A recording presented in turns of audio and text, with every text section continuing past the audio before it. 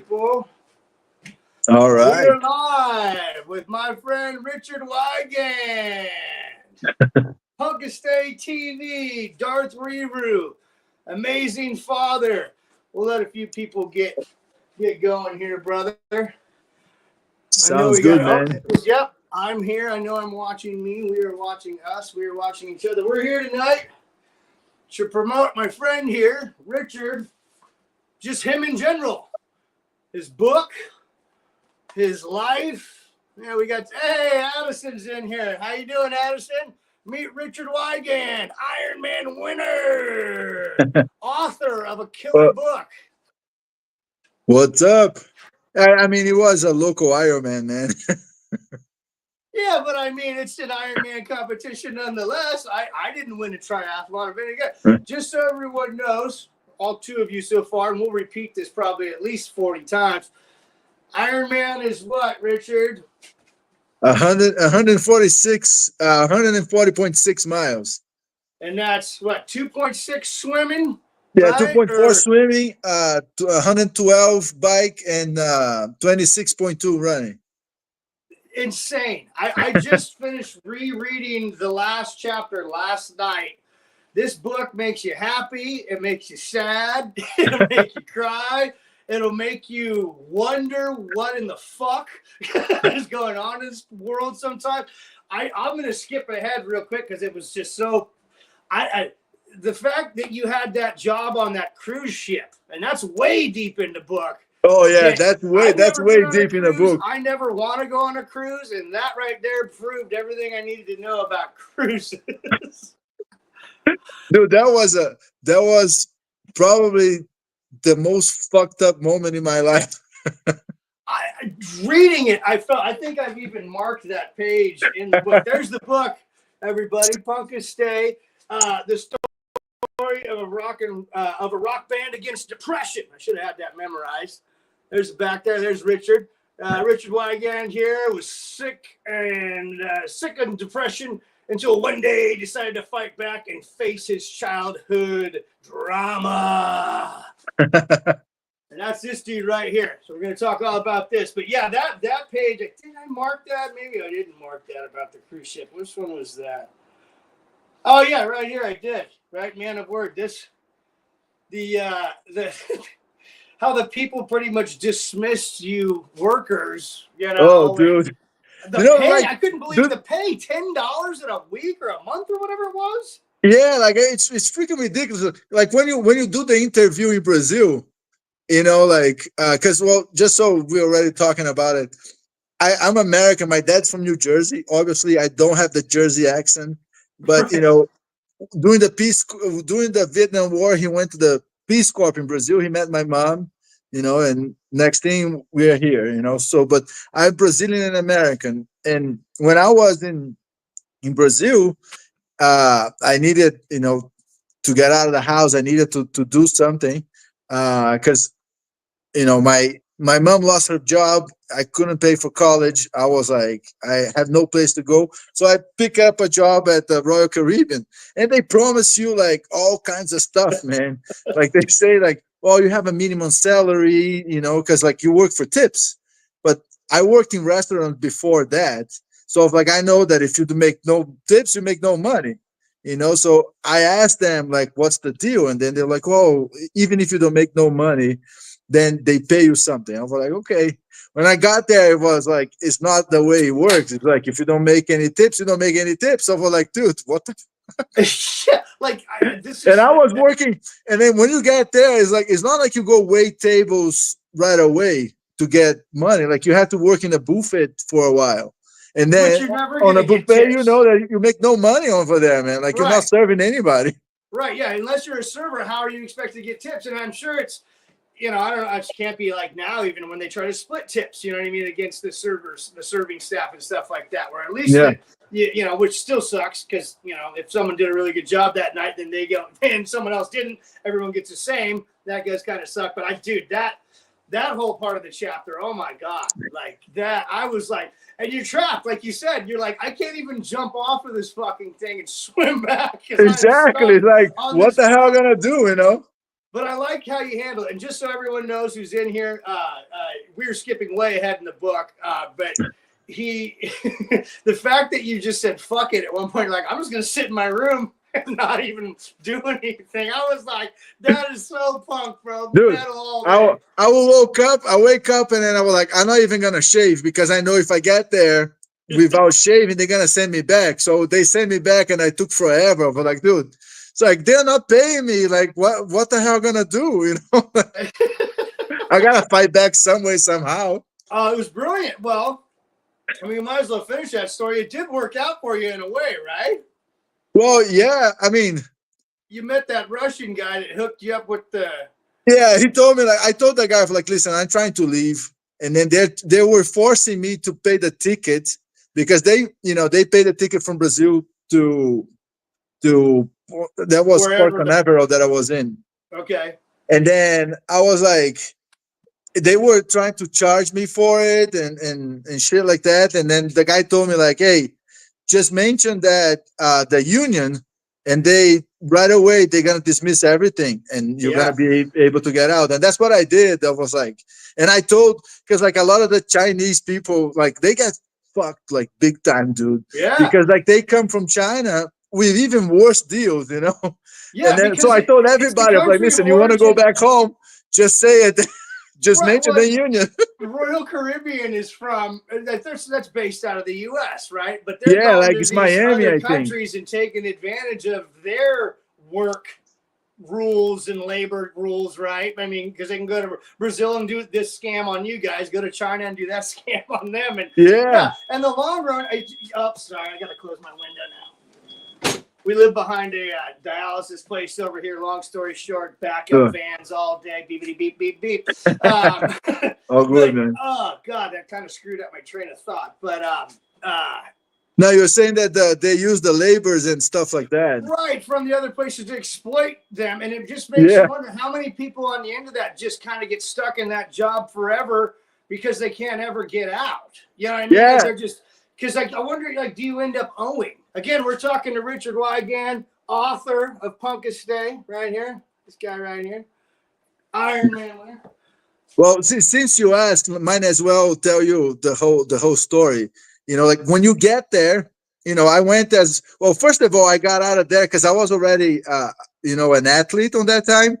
Like I was beginning my career, and they told me like, well, once you get there, you can be a personal trainer. So when I got there, I'm like, no, you cannot be a personal trainer.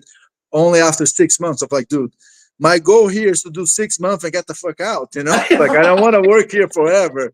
And then just that was already bad. And then you had to pay for the uniform, which is $400. Like you're already in the hole once you've started. Exactly.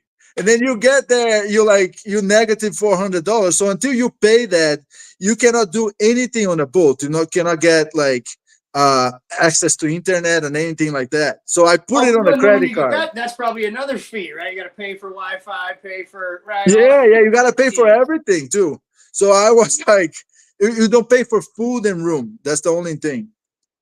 But everything else, you kind of have to work your way out. That's like me going to the job site, and when I plug my worm drive in to go cut some floor joists or whatever I'm cutting, that's like the homeowner charging me for the electricity I use on the job site.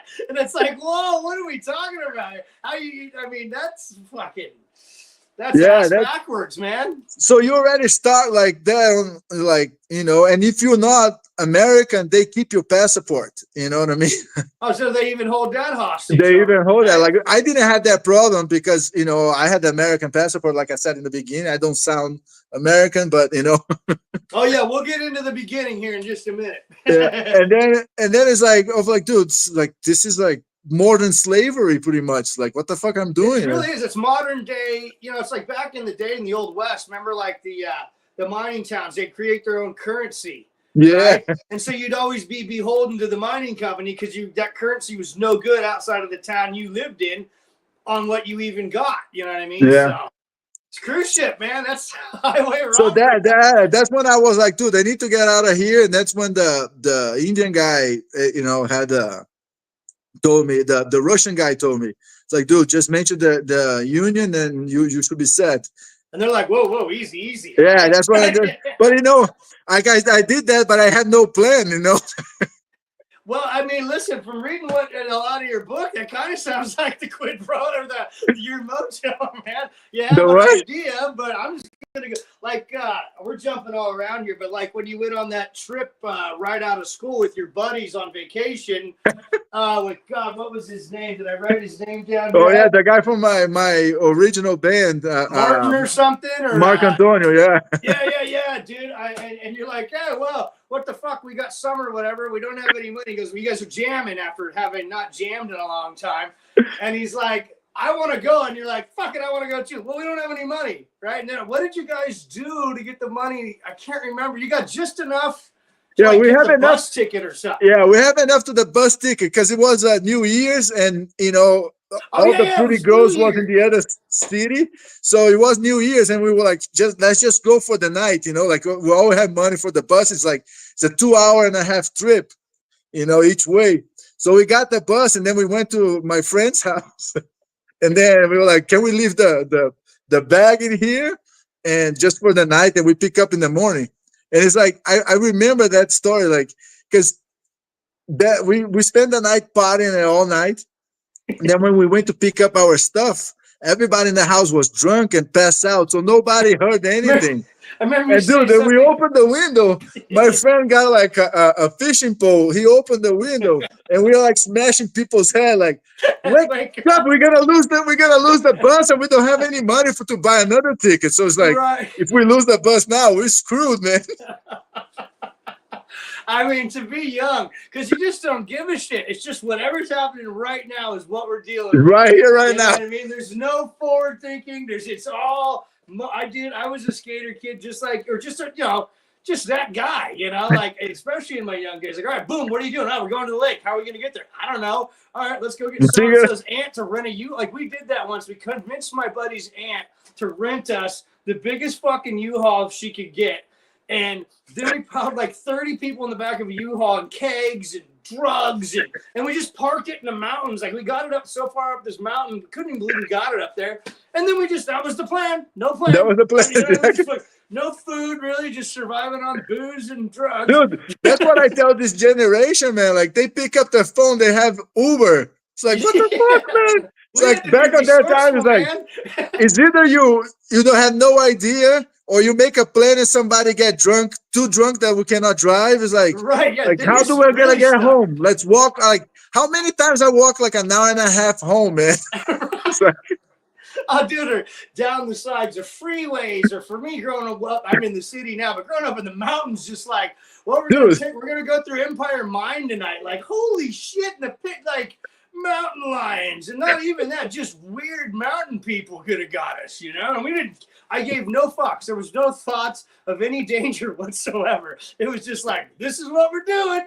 Woo! Dude, I have a story that I should have put in the book, but I didn't. Because I grew up in Rio de Janeiro, which is a wild town, right? Brazil. So, dude, it was 4 a.m. I'm walking home, and then I saw this car. Like, he wasn't catching like properly, you know. Like, then I was like, "What the hell? You want help?" As I get close, like, dude, I saw just one guy taking the gun out. It's like, dude, you dead, because they were stealing the car, and then one of them was trying to initiate, and then I'm like, dude. I'm like over there, innocent, like 15 years old, like I'm just trying to help. I'm like, fuck this, man. I ran, and then I'm like, dude, never again, man. I was like, your car had problem? It's your problem, dude. I'm not going to get close to it. Well, I like where you went there. Let's go there. So Richard, here, you grew up in Rio de Janeiro, right? Yes. And or towns in and around that place. Places you would... Ipanema, I've heard that name. That's in the book a few times. Yeah. I lived a quarter mile from Ipanema Beach. Well, after my 15-year-old, that's where I lived. Right. Okay. It was between Copacabana and Ipanema. Okay. You know, yeah. Let's get going here. So we're not starting over, but for those of you that are here now, this is Richard WYGAND. I've been following you now, and I started watching your channel because of skateboarding. You're a guy same age as me, and then I see you like dropping into a bowl And I'm like, yes, dude. And then you're ollieing over coffee cups. And I'm like, oh, making me feel good about myself. So that's how I got to know you originally, was you were skateboarding in the local skate parks there. Oh, that's cool, man. I didn't know that. Then I started to get to know Richard here through just commenting back and forth, for those of you, or if you give a shit. And then I bought this T-shirt from his PUNKASTE there. It doesn't fit me right now because I've gotten a little larger, and I'm getting back on my Ironman routine soon. Yeah. Down the back, and Darth we trust. Well, that's Richard right there. That sentence only happened because of you. You know that, right? No, I thought you maybe had that already. No, it was your comment that I was like, dude, that's a really freaking awesome idea, man. Right on. I'm glad you have been a part of that, man. Just shooting shit out of my mouth like I always do. Well, I'm glad to have been a part of that. So, well, you heard it there. Richard says that, and I could probably go, I helped him come up with that. Yeah. So you already had Darth Riru, and I think I just added the in Darth Riru we trust it. Yeah, right? And that's how I go for, like, this is gonna be on the name of the band, you know, like this is it. I love it. I love it. I love it. So yeah, shit. Let's talk about it. So, do you want to go back to, man? I got punk music, skateboarding. Let's go back to your. Can we talk about your school days as a young man when you were playing basketball and shit, or when you found basketball? And I remember there was that one dickhead priest at the school you're going to that was always telling you, accusing you of being high and shit, and you know. Yeah, man. It's funny because like my first school, it was a British school, you know, because I was like, again, I was living in Rio de Janeiro, Brazil, and it was a British school, and I freaking hated that shit, man, because like you had to go to with like button. It's uniform. Yeah, you got to wear uniform. Yeah, uniform, like shoes, like you have to freaking, you know, clean your shoes and needed to be shine. And this was like first and second grade, and I was like, I fucking hate this shit, you know. And I saw my brothers; they were going just to school, just a regular shirt. I was like, dude, I wanna go like that to school. And then so I changed school, but it was a Catholic school, so which was worst in that sense. Right. Because like I was a metalhead, like at the British school, I was a metalhead already because like my brothers listened to Iron Maiden, like, and since like I don't know 1982 or 83, like something like that. So I was 3 years old in 1983. So I was like around, and my dad always listened to music, you know, like Chuck Berry and all of that, you know. So when I was in British school, it was fine. Like nobody gave me a crap for that.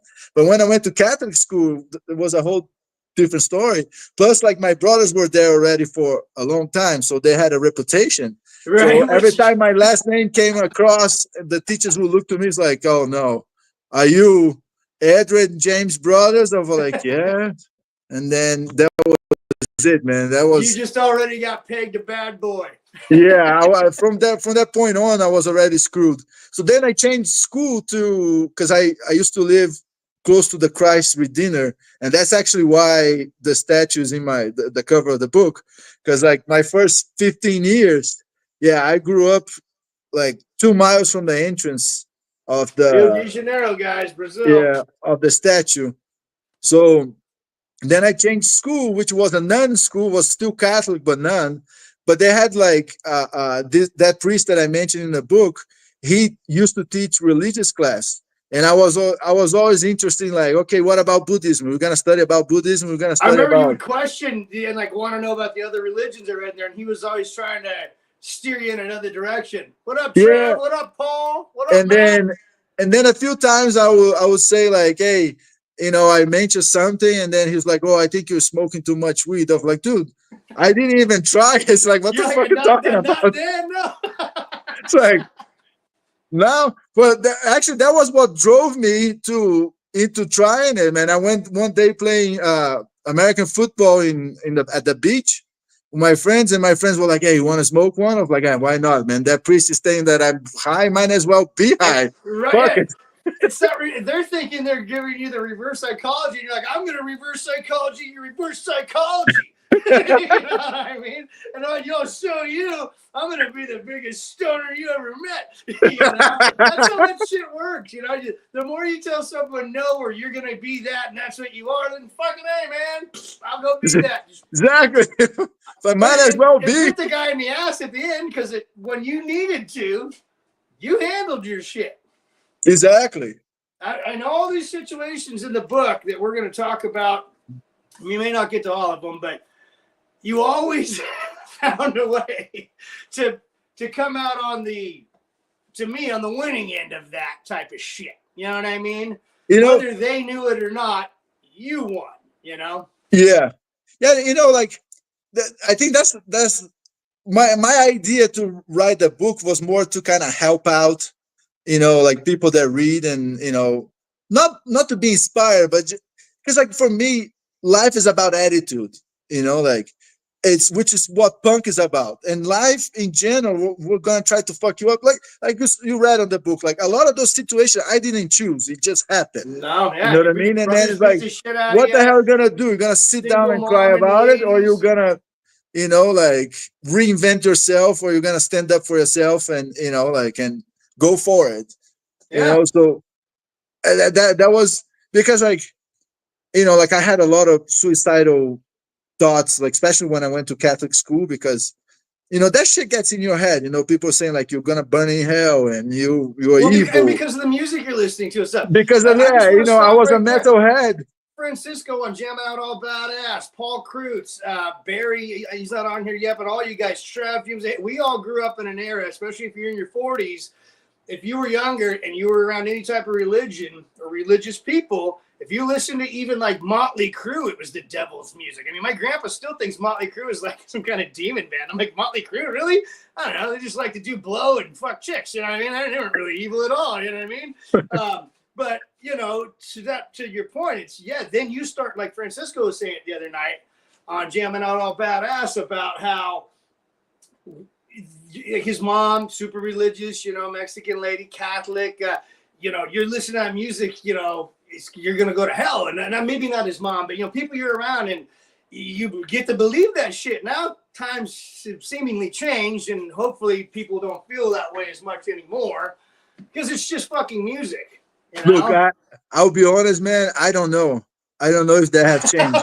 I guess so, for real, man. Because like you know, the biggest reason why I got canceled so many times was because of that.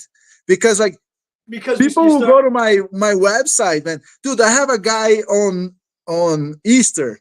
Like I launched the book December 2021, right?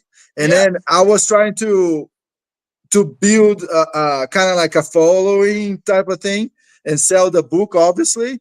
And then Easter 2022, the guy sent me fucking 50 emails telling how much he hated me with Bible quotes, that I was going to burn in hell, that my kids were going to. I was like, dude, what the fuck, man? It's like, it's even your fucking holiday. You're celebrating your fucking superhero rebirth, and you sitting on your fucking like laptop sending me like hateful emails because of my music. Fuck you, man. It's like, dude. It happens now, like on a lot of us doing these lives, like Drew Spirit happened the other day, or even in comments on music we play. I've seen those similar comments on your channel. People taking it way the wrong way. In fact, some of yours are some of it's just a fucking joke. So some of your stuff is just a joke on both sides of everything. And people they see that one thing and they get so focused on it, and they can't, you know what I mean? They can't get over it. They're fucking triggered and pissed, you know. And then they start. One guy told us the other night, like we all started making fun of him. He's like, "You're all gonna burn in hell. You'll see. You'll pay." And we're like, "Okay." But you know, so maybe it is still happening more than I thought. Yeah, but Allison, you know, right here says she's 16. She says, "I'm still kind of like it's still kind of like that now. Took my own parents a little while to realize that it's just music and I'm not summoning the devil in my bedroom." So see, it still does happen. I think it still happens. Cool. But you know what? It's funny. Like out of all of this, and then I'm gonna kind of like jump to conclusions a little bit here. But what is funny is that now I do have something actually. I think it's spiritual. I mean, that's the only way I can explain. I have something spiritual that goes against all of this shit, all of this. Because what you read on the book is like, I always liked it, you know, like, and all of that stuff got stuck in my head. And I don't know if you know, like, I don't have the book here, but there's a book that explains psychologically that the body pays the price with trauma, emotional trauma, psychological trauma, whatever trauma it is, the body pays the price, right? Right. And over time, I developed an autoimmune disease. And this is a true story. Like, I have no reason to lie to anybody. I developed an autoimmune story. And then as I'm going to therapy, like 18 years of fucking therapy, and my Ironmans were also therapy because I just wanted to be left the fuck alone, Yeah. do my thing. And that was like a kind of like movie meditation, whatever you want to call it. It was therapy for me. So I did that for years, like trying to understand myself and all of that. When I finally like, okay, I'm gonna pick up the guitar, I'm gonna start learning. That's what I did. I started learning and I start playing Iron Man and then all of that stuff. I'm still not good at it, but I can do my music and it's getting there. And that over there is fine. I'm still taking medicine and all of that. Then I made a plan of like, you know what? I'm gonna put all this shit out of me. I'm gonna write a book, I'm gonna put an album, and as I'm going to therapy, I'm like, I'm gonna do this, this, and this. The lady, fine. Comes to, I launched everything February 2022. I haven't taken medicine for like the last 6 months because every time I took, I'll get shaking and shit like that. I was like, I didn't take it. So I told the doctor, like, I haven't been taking. You want to do a blood test? I do the blood test too. She looked at me, it's like, you don't need anything else. Nothing. I was like, no way. So then, as I'm going to therapy, like a week later, I go to therapy and the ladies, they're like, okay, you think you're good to go? I was like, what do you mean?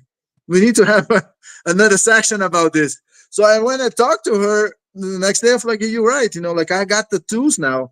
Dude, all my problems were solved once I start doing that, you know, like when I reversing my trauma, including like physically. And then I was like, dude, and then all these religious people come talk to me. I was like, dude, shut the hell up because it cured me. So shut the fuck up. Right. You have nothing against me now. About, like if it was the Bible that fixed you, no, they'd all be all about it. Oh, Richard, patting you on the back. Oh, I'll be king, man. No, because Iron Maiden and Motorhead fucking helped you. You know, oh no, that can't be. It could never be. You know what I mean? Can never be. It's impossible. Right. You know, and that's but hey, I got doctor's note and psychologist note, man. You know, like they all sign off on my shit. Well, and I'm serious, dude. Like, you guys go get the book if you can. He sent this one to me. I've had this for a while. I've actually read it twice. Just finished reading it for the second time last night. It's so good. This book covers getting to Richard playing guitar. You played in a band when you were living in Brazil, right? Carcara, right? Yeah, Carcara. Carcara, okay. Yeah, it's a Brazilian eagle. Okay. Oh, no shit. Yeah. Carcara is a Brazilian eagle? Yeah, it's a Brazilian eagle. Fucking yeah. I'm into that. That sounds like a tattoo I need to get. So do you want to talk about that, Ben? You were originally the Killers, and then that's it, right? Yeah, I picked the Killers. It was because of the Iron Maiden album Killers, which is one of my freaking favorite ones, you know, like, and then we started as Killers, and then we heard a song it's a bossa nova song that is called Carcará. So we made it a punk version out of that, and then we decided to make, because the song came out very good, we decided to make it to make the name of the band. I thought it was a cool name. I thought it was a brilliant change. You know what I mean? Well, look, somebody said here, metal is the best medicine. Yeah, man, 100%. That's why I made this shirt. Fuck depression, let's rock, man. That young lady right there, she rules, dude. She's like she was my 500th subscriber, and she plays Danzig and Samhain and fucking all kinds of good stuff. She's really badass. I gotta check the channel. Yeah, see, Fraser's in here. You're talking Fraser's language, Richard. This guy Fraser, he loves anything English, all English metal, anything English metal. Hell yeah, man! Right there.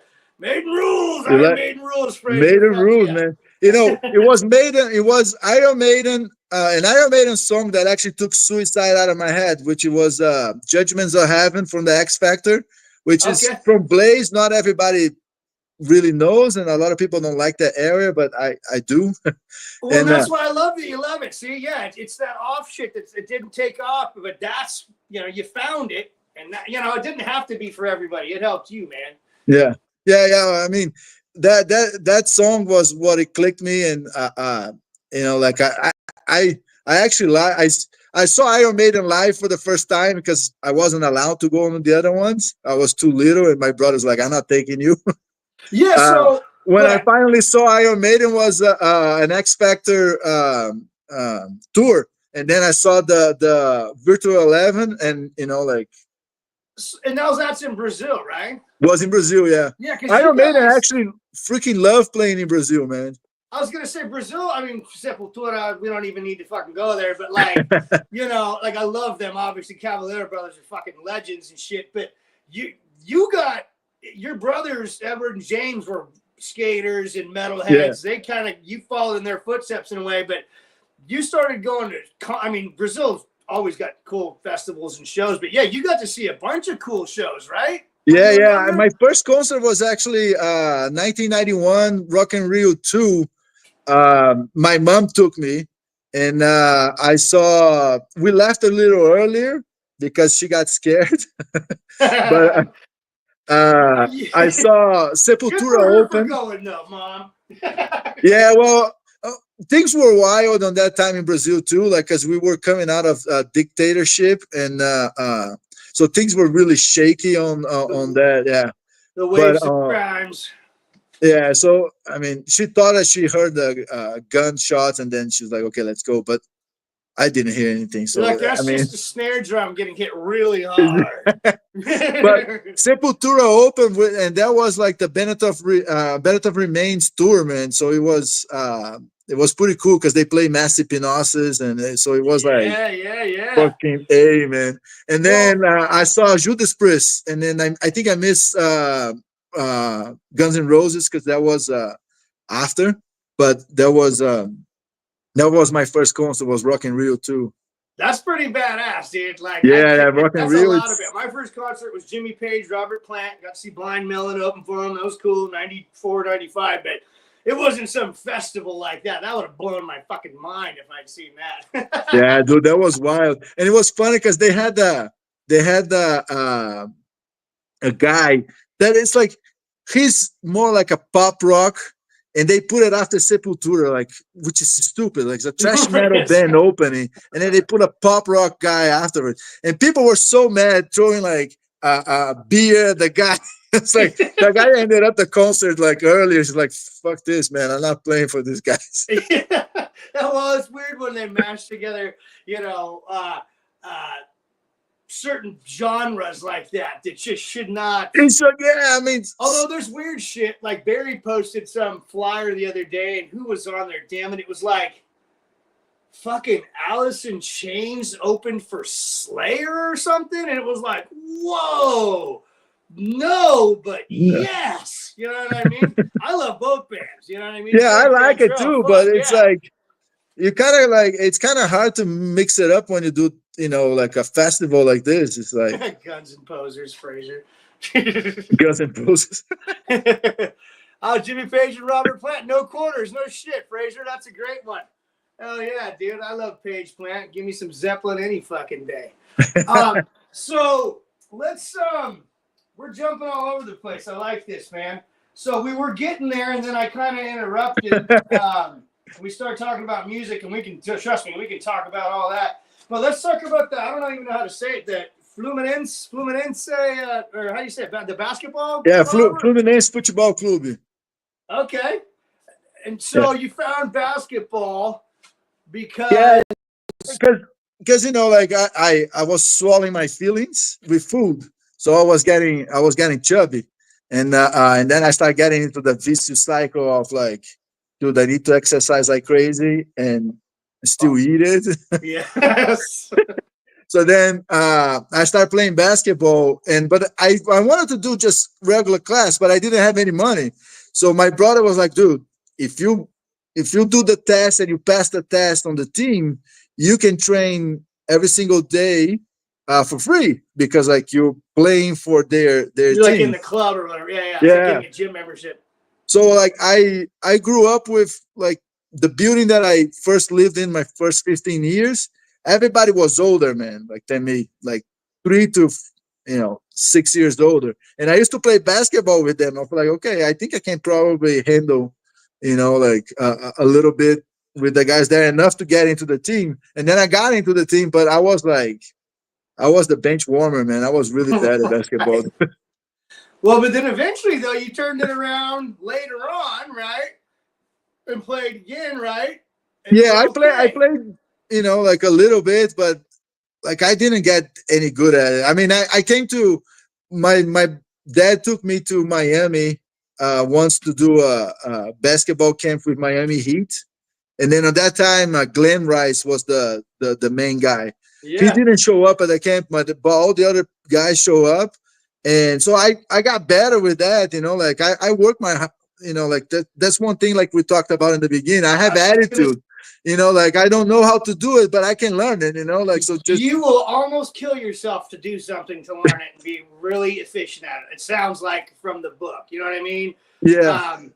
And to me, you were in school. You were a lot like I was. Like school structure, fuck that. I was more of an observant learner type of dude. And so you had a rough time in school, and always when it came down to it, you did say fuck you back and put your nose to the grindstone. And I remember you did pass your studies, the stuff that you needed to get into that school, because your life is crazy, man. It's so cool what you do now, but like going from like, okay, I'll just recap real quick if you don't mind. You grew up in the 80s, mom and dad, dad from New Jersey here in America, mom from Brazil.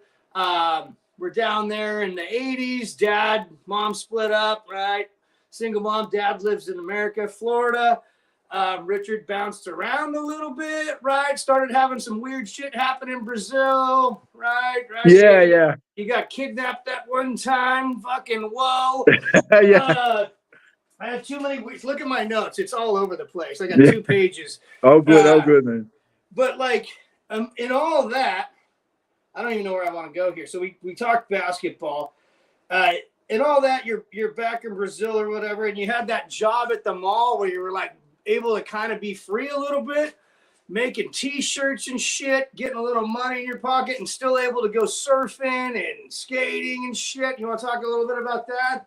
Yeah, man. Because here's the thing. I had a really hard time in school. Growing up in the 80s, there was no ADHD or anything like that.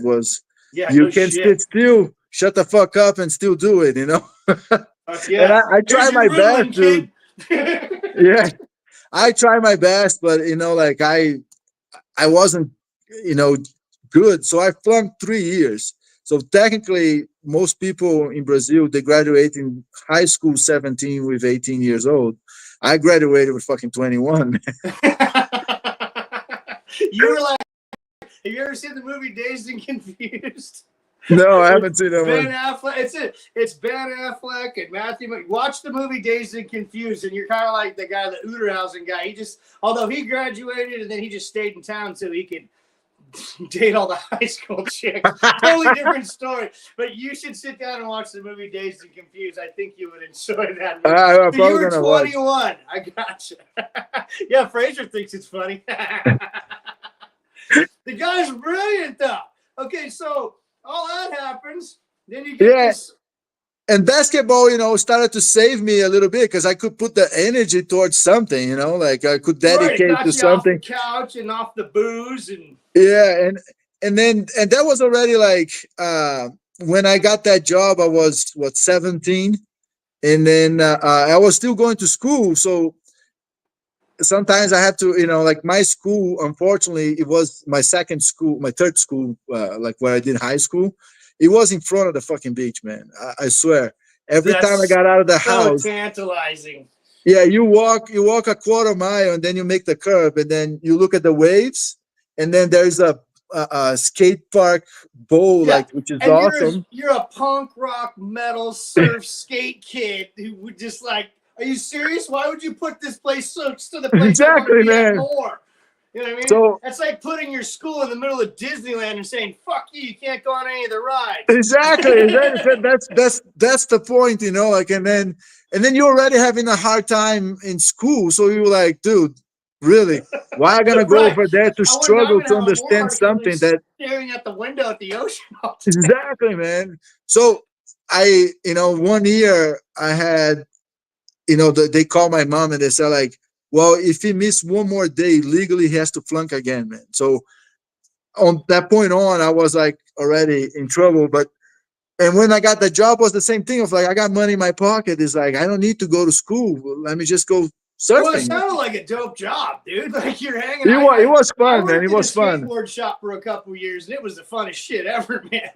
But Yeah, no, I had a lot of fun, and we used to do, you know, shirt for people that were throwing parties and stuff like that. So sometimes we would be doing like, I don't know, 50 shirts. And then in the end, they're like, hey, you want to go to the party with us? So we're like, sure, man. Right on. Let's do it. hell yeah, bro. Fuck yeah. It's So the that's why, scene. like, Was besides like, having a hard time in school, I like to party quite a bit, you know? that's right. Oh yeah, Frazier. Yeah, that's Brazil is known for those Brazilian beauties and those. Richard's got a never mind. Hey, look at Richard. He's okay. Wait, let's talk about this. So we've talked about we're gonna go all around here. We still got another hour I think we can play with here if you're okay with that. Yeah. Shit, where was I gonna go with this? Oh shit, I think my edibles are kicking in. Oh yeah, no. Okay, so this guy is an Ironman. Seriously, and I was like, tonight I'm only gonna do 150 milligrams. Maybe I did 175 last night. Anyways, 150, dude.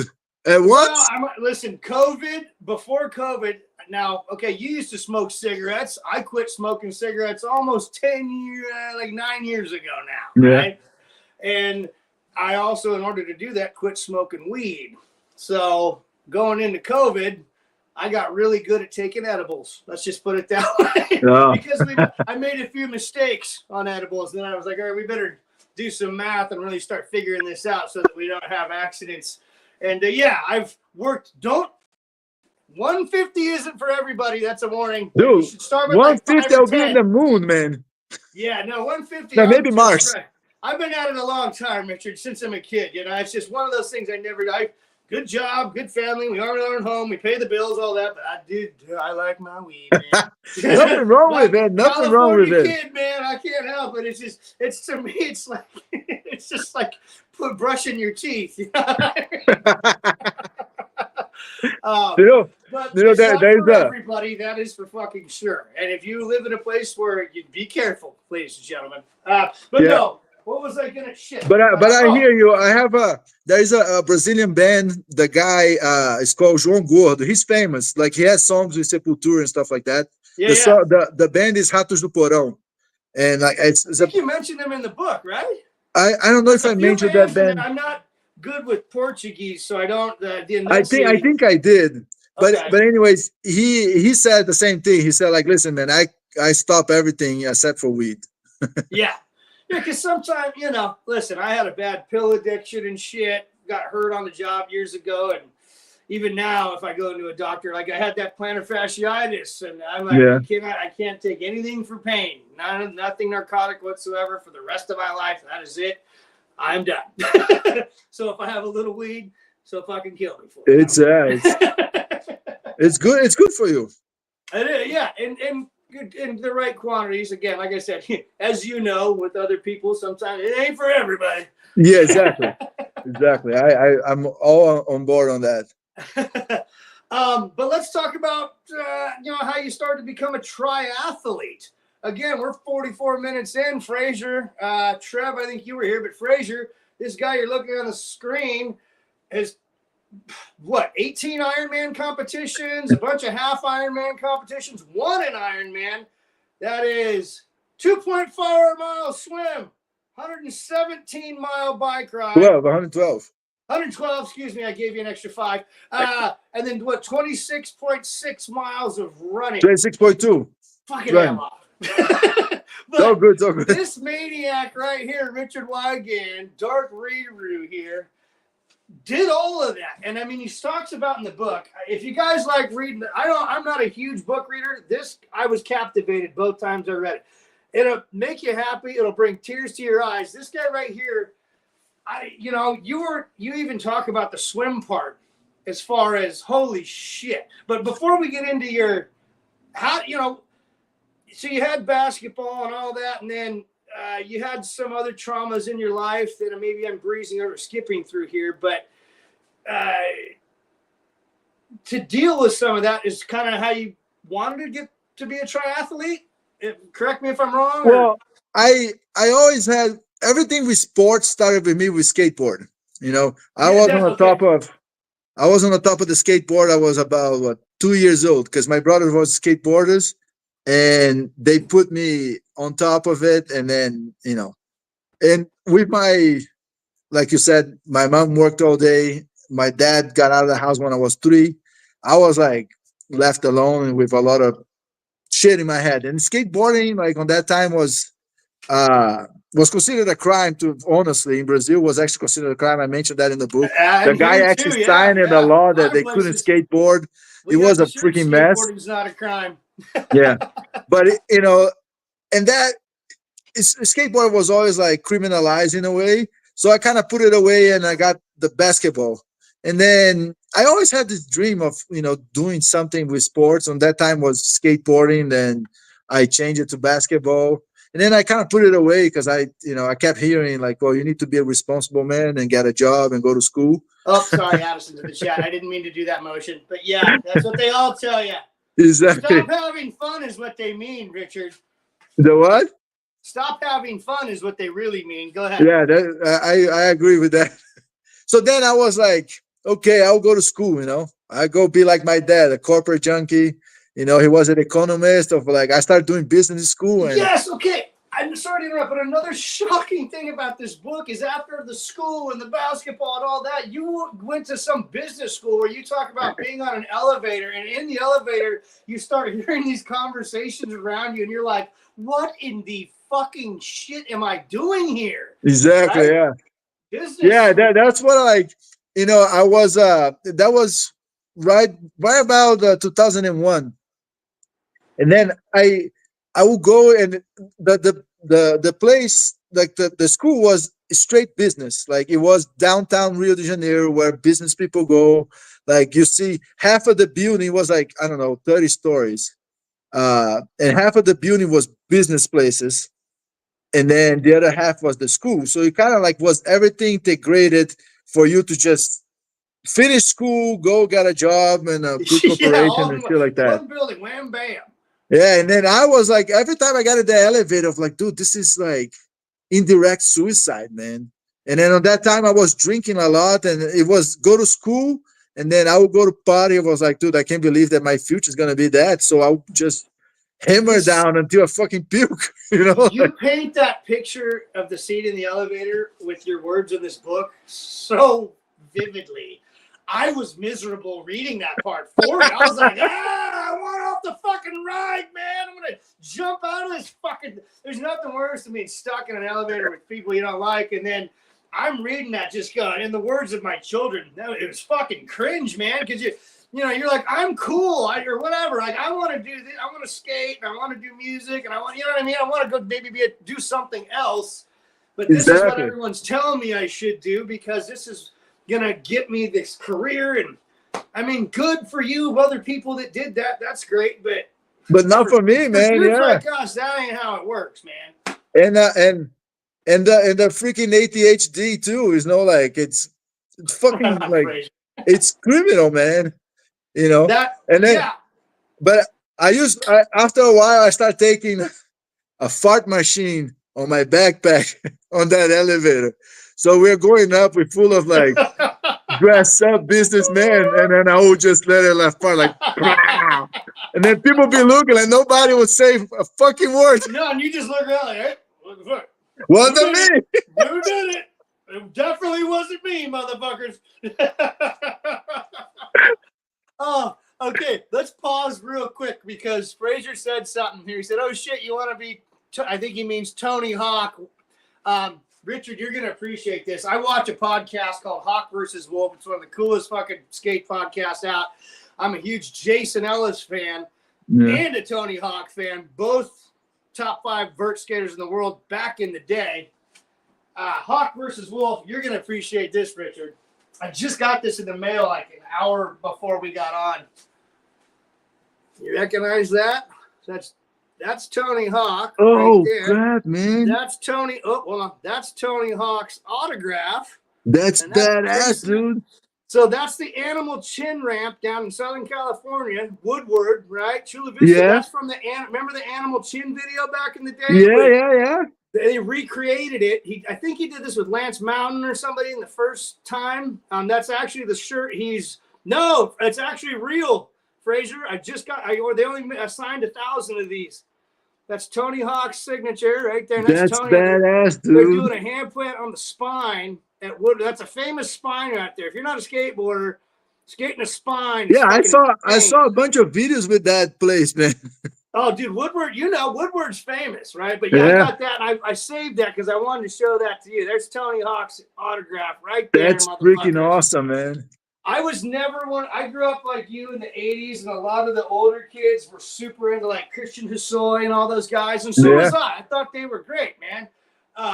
But Tony, I never shit on Tony Hawk. I had the same fucking bowl haircut and shit. I had the little rat tail, and all the older kids beat the shit out of me for it. I'm not selling that on eBay, Fraser. That is priceless. My children will hand that down to my grandchildren one day, hopefully. Yeah, that's my Hillbilly Grim autograph. Hell yeah, man. That's awesome. So, I didn't mean it, but skateboarding. You know what skateboard, yeah. You've got me and Jason Ellis there. He has this thing called Father Grind for older people just to get back into skating. Like, safe like you. Helmet, elbow pads, old school. Yeah. Wear pads. I know I would get fucked up in a bowl right now. I haven't skated a bowl in, I'm going to say 10 years, probably longer than that. And that's why I do ride the Sector 9 longboard. I do ride this thing, believe it or not. I saw a video of you riding that before. I had that planner, dude. Oh, and that's the other thing. Richard here was kind of my doctor for me. I had the worst plantar fasciitis. If you've never had that, you don't ever want that shit. Dude, that shit hurts like a bitch, man. I would walk, and this is my bed over here, okay? Here's my bed. We got a bathroom, walk-in closet. I would have to grab here and make a plan to get to there to get in, And I got UFOs now, these slippers and a sock. But before all that, I had mentioned to you just in a text, because you and I have been texting for what, a year? I don't know, probably less than that, but you and I text I think about a year or something like that. Yeah. And so Richard goes, oh, hey, man, Iron Man guy here. I've had foot problems, and you worked at a shoe place or something, and recommended like 4 things, and immediately those all helped. And they actually saved me now because I only had to go to 2 visits to the podiatrist. Released me on the second one because you had already showed me 5 things that I needed to do before I went there. So no physical therapy, because they're like, oh, you're going to go to physical therapy. I'm like, I've been to physical therapy for my knees. And I like the electrostim and the bike and certain things. For this, I was like, I don't think physical therapy is going to fix it. I can do the exercises that you showed me or, So having said that, this guy helped me out too. But you had that too, right? Yeah, that was actually my first injury on Ironman was a plantar fasciitis.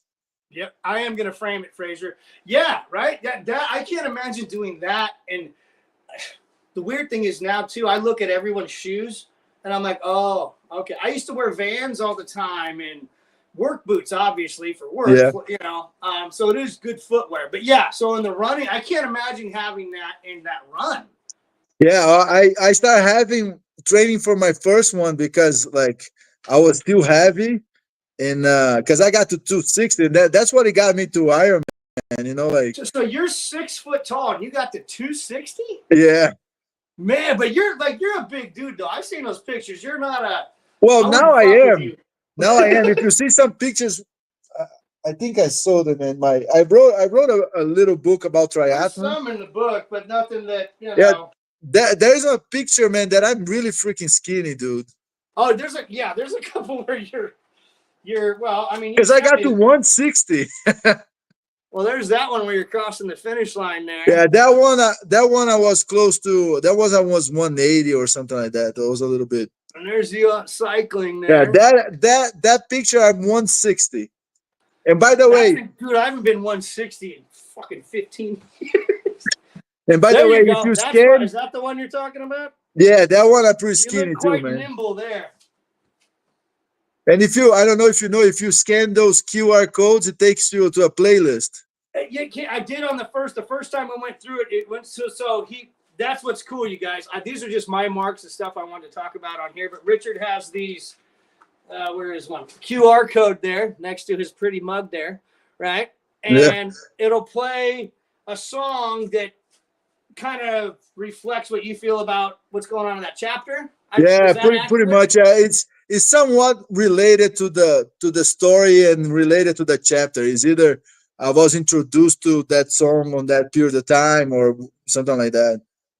Is that you as a kid there, right? Yeah, that T-shirt over there is from Fluminense Futebol Clube, which is a famous right place. here? No, this one from my school. Oh, But wait, I see that one. the little Right. one, yeah. Okay. Oh, yeah. Yeah, let's see. Might as well show you a couple pictures. Here's Rich. Oh, this is one of my favorite sports, baseball. There he is coming in the home plate there. Oh, And yeah. again, you scan the QR code and it goes along with while you're reading, guys. Yeah, some old school metal, probably Iron Maiden, AC/DC, something like Slayer and that. stuff, yeah. Oh, let's talk about that since we're talking about your training. Dude, you train to Sounds of the Abyss? Oh, yeah, man. Paul Dude, was here. We my were both favorite born in 1980, Frazier. We're both 80s babies. 80s, yeah. I was 1980. Yeah. Right? Yeah. Yeah, I did so many runs with Slayer, Season Evans, like was freaking one of my favorites tape to run in. Judas Priest, Painkiller, like I ran so many miles with that, man. Let's keep talking about that because I found it interesting with there was the woman who ended up coaching you who wasn't she your role model growing up? The woman you saw win the Ironman at one point, didn't she? Yeah, well, coach you. That's the thing. She told you at one point to go back to listening to music because you had stopped training, even listening to music. Yeah, and it was fucking up your mental shit as you were. Yeah, I thought I was losing concentration, but then you're an old bird, Frazier. You're a good old bird, Frazier. You're a good old dog, Frazier. We love you. It's the beginning of Gen X. We're the end of Gen X. That's right. Yeah, but we're in it. Thank God we're not millennials. Fuck that shit. That's sure. I have to work with some of them sometimes, and my God, Richard. Oh, dude, yeah. Met people that were so entitled in my life. Trust me, man. I have met quite a bit. Okay, I didn't mean to interrupt, but keep going. Yeah, no, but well, because like I thought it was like because I got into this is a little bit later on, but I got into the whole new age thing, and people start saying like, "Well, metal, it's like angry music. You shouldn't be reading this when you're training. You shouldn't be having that kind of song. You should have a more like something more chill or something like that." And then Kenny G. Yeah. And then my performance wasn't doing good, you know. And then I talked to the lady. She's like, "Well, just put the music back on," and then and that's when things started to get better. I was gonna say you tried many things. Like you were a vegan for a bunch of years. Yeah, and that actually improved.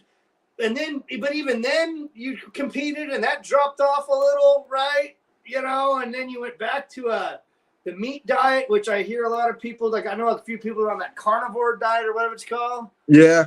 Yeah, Frazier. I don't know. Did I do a good job of Kenny G there, Frazier? Yeah, because here's the thing. Let's go from the beginning. I was like depressed, right? Going to school, to business school, and then I was like, dude, I need to get the fuck out of here. And then I came to US because I wanted to live here, and then I started working, and I got a job at restaurants. We was partying a lot, and that's what I did, you know, like Well, unless I can worked. I interrupt? Let's just put it this way: at every job you had, even at that restaurant, you noticed even the people were getting fucked on the tips there and shit, right? And Oh you yeah, ended yeah. up working. You said, "Fuck you, I'm out of here," and then you got promoted, right? Dude, They I said, was "We're actually going to talking to promote you my to make you friend. manager." Yeah, I was actually talking to my friend because like you know, I left school, I dropped out of school, and then I came to US, and I tried to restart school again here, and then I was like, no, screw this. I quit it again, and then I was like, I just gonna work and party and let's see what goes. So I'm working, and then one day I got there, I got at Wendy's at 7 a.m. And then I'm doing the prep. At Wendy's on that time, I don't know if it's still like this today. I actually was talking to my friend that was there that day about this. Uh, and then somebody comes at 8 and somebody comes at 9. And then at 10, the rest of the people comes in, the store is open, right? So the prep, so the 8 o'clock person called off, and then the 9 o'clock person called off, and then the manager wasn't doing shit. And then He I'm like, left, dude, right? He left. on that time, I was doing $7.35 an hour. Like, listen, Yeah. man, Oh yeah. unless you start paying me 21 an hour, I'm out of here. He's like, You're you can't doing the quit. I'll job for look like, 3 people. yeah. He's like, you can't quit. I was like, dude, just watch me and learn.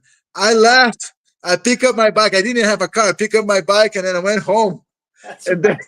then 2 o'clock after the lunch rush, the general manager called me, and then I'm like, fuck, man, I'm gonna listen to the guy talking. So I Where you're like, pick up oh the phone god, and I'm like, gonna get ridiculed. Yeah. yeah, and then I call like, what's up? He's like, oh, can you come over here for an interview? I was like, what do you mean an interview? It's like, well, I need to talk to you, and I need to offer you something. I was like, what? You're like, So I offer? went Shit, I back, thought and I was then they about to get offer, fired. yeah, they offered me a manager position. It's like that movie Office Space, dude. That the Dude, guy when you doesn't even show up. referenced that into the book, I was Yeah, like, and then it's he got not the. promoted after. No, I'm just not going to do it anymore. Next thing you know, he's like head of the fucking whole department. Oh god, that is a classic, dude. Yes, that was so. That I think I actually marked that in there with one of these tabs just Yeah. for that reference alone. Because god, yeah, that was awesome, dude.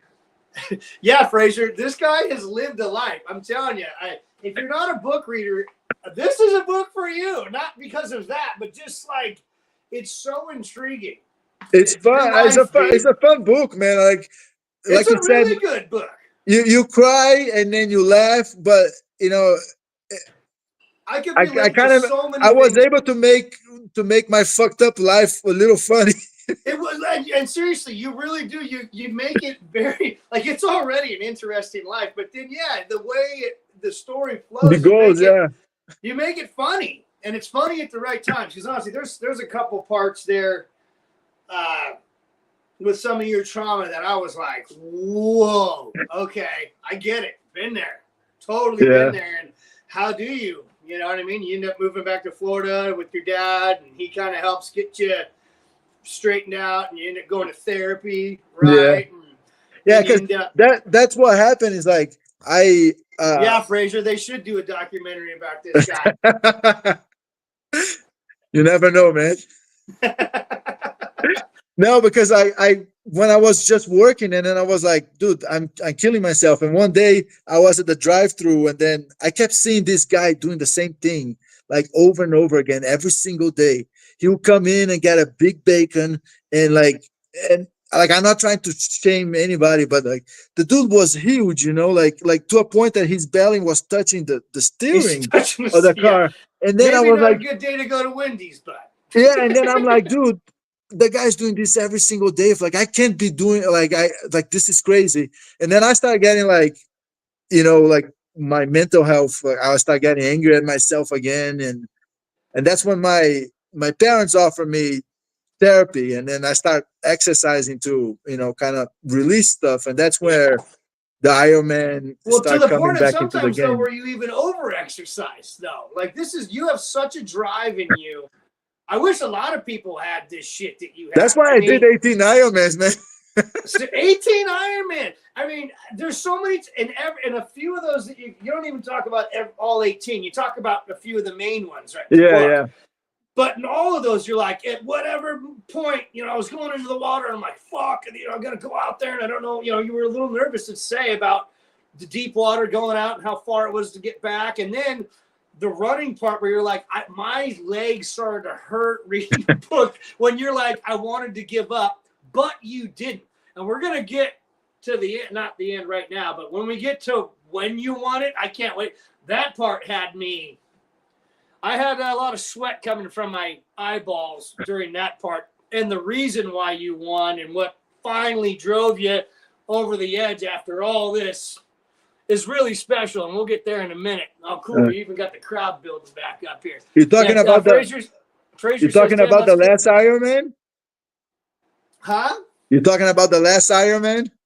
Well, we can talk about that now if you want, but no. I mean, I can go over. Specifically, when I read that part about the last Iron Man, my wife's like, "Are you okay?" And this was after again last night, and I'm like, "Yeah, we're good." But I'm a man. I'll admit, it made me tear up a little bit because I have kids and stuff, and things that'll happen in your life if you're not a parent, and it's okay if you're not. Yeah. If you never become one, that's fine too, but. When it's special things happen, and it'll drive you. Dan's here. Moonshine Talking. Welcome, Dan. Dan, we have Richard Wygand, author, PUNKASTE. Good. Dan, you'd like this guy's book. Dan, he actually, where did you live in Florida, Richard, when you were down there? I used to live first in Sarasota. Okay. And then I moved to West Palm Beach. Well, Wellington, which is outside of West Palm. He's in Tampa, I think. Dan's Tampa. Coast, Sarasota. Right? Sarasota is like 45 minutes from Tampa. There you go. Yeah. I went to nightclubs in Tampa, man. Oh, Dan goes to a lot of metal shows in Tampa. Yeah. Yeah, brother Dan.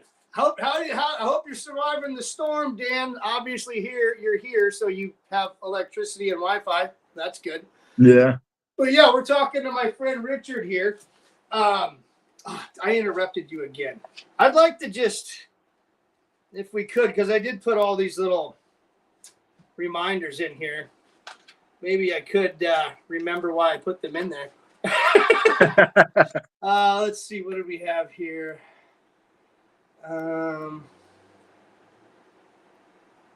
Yeah, your mom's Sylvia. Oh, your grandma. Your grandma totally covered for you. Oh, dude. She was the freaking best, man. Yeah. That's a trigger in my memory there. Yeah. Right? Cool grandma, right? Dude, my grandma was the freaking best, dude. Because here's the thing, I think was 8th grade. Yeah, 8th grade was the one that I told you that I have a lot of I couldn't skip any more days. Right. Because what happened is I got a girlfriend on that time that she was a senior in high school. Like I said, I flunked, so I was older, and she was a senior in high school, but I was still in 8th grade. And dudes, she could get in and out of school anytime. Wait.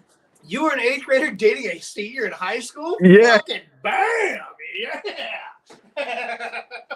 Well, we were about the same age. Well, whatever. Yeah, that's right. I forgot you were 21. My bad. I mean, she was 1 year older, man. What's up, Moonshine? Either way, it's cool. Ybor City, yeah. I went to Ybor City, exactly. Yeah, there you go, Dan. Hell yeah. I figured you guys had to be small world there. Yeah. I went to Ybor City, man. I remember. I went party over there. Dan was like an amateur wrestler down there, Malenko's and shit, man. He's really? Athlete. Dan's quite the athlete himself. Oh, that's cool, man. I don't know if Dan's a triathlete like you. He maybe not an Ironman, but Dan's a big motherfucker down there. Oh, can't hang long. Just want to say hi. Well, I appreciate you stopping by. Oh, I appreciate it, man. Hope everything's good over there, man. But yeah, okay, yeah. So grandma, sorry. Yeah. So I used to go to school, and then I'm like, fuck this, man. I need to get out, And I used to have a scheme, I had the scheme that I would get in. Your schemes were so Scooby-Doo. I love them. Go ahead. Yeah, I would get in school, drop off my ID, so I would get the presents, But I would jump the wall in the back and you know, I live on the building, and in Brazil it's normal to have like doormans. Like you don't need to be rich to have a didn't doorman. you befriended the doorman? He was even your homie. Yeah, for a and while. he carried my skateboard and my surfboard, and he's like, yeah, man, you know. And my grandmother, you know, when I got the girlfriend at that time, my girlfriend used to go to the house and ask my grandmother to sign a paper saying like, oh, I wasn't feeling good or something, I needed to go home. And my grandma would totally sign it. It's like, Yeah. the kid hates school, you know, like just might as well let him live, you know. She What a probably cool was lady, thinking, though, he's not gonna right? go anywhere anyways, man. Oh God. Oh, and then I mean, in typical fashion, poor mom had to find out one day when it all came crashing down. Right, mom had to find out that Oh yeah, her yeah. When she mom found was out, dude, it helping was, you in this endeavor. yeah. Once she found out, it was bad, man. But you know, like some things I kept it a secret, and then I think I tell the story because one day I had math class the next math test on the next day, and I called my friend. It's like, dude, I don't know anything. It's like, let's go skateboarding. He's like, fine, let's go skateboarding. And then I had just got a helmet from my brother that he was living in Boston at that Oh, time. that's right. Yeah, you got the gift. That's right. Yeah. Yeah. So then I was like, dude, let's go to that big ass bowl. And he's like, fuck yeah, man, I got the helmet. Let's go. So I went there, dude. Like the second, no, it was the third ride that I did that day. Look, I slip out. I went like head straight in a coping. Then I Yard passed sale. out for 30 minutes, man. Ooh, that's a Yeah. fucking Like I cracked my concussione. Protec. I ended up going to the hospital. Protec. I was gonna say Protec helmet, bro. Yeah. Yep. And I went to the hostel, dude, and my friend that was with me, like I was kind of like going in and out, and then he was asking, "What's your phone number?" And I was giving the right phone number. And my friend's like, "No, no, no, dude. If his grandmother pick up the phone that his kid is in a hostel, is gonna fuck like everything." So he gave me a wrong number, and yeah, he gave me a wrong number. Nobody ever found out. The doctor just said like, "Don't let him sleep." Then we spent the rest of the night. We spent the rest of the night playing like Battleship. I lost all single. You're like, But I then, stayed awake and I'm okay, but and my mom never found that out, man, until I wrote the book and I'm doing a live. And then the guy who helped me write the book, he asked me, well, what about the story? And then I tell the story. My mom texts me, is like, what the fuck was he's this? like, dude, you fucking were knocked unconscious for a half an hour and nobody told me. Like what? But that's some 80s and 90s shit, bro. That is totally what would happen. Like, I mean, again, I wish a lot of these skateboard, especially at the skate park, people are like, you're all right. You know what I mean? There was no like, hey man. Yeah, and you did go to the hospital, but God. Yeah, well, I went to the hospital because Indy's on here. Hey, Indy. Welcome. Talking to Richard Wygand. yeah, you know, I went to the hospital because that was like considered the biggest bowl in South America, and they had security and everything. And then the guy's like, shit. let's just take to the hospital right there in the corner, you know, because Did you slam my on tongue. the drop in? What? Did you slam on the drop in or? No, I went to the canyon and then my skateboard slid, and then I went and hit the coping. Oh, your helmet hit the coping. Yeah, and then I went down. As I went down, my tongue started like blah, blah, blah. And my friend tried to hold on.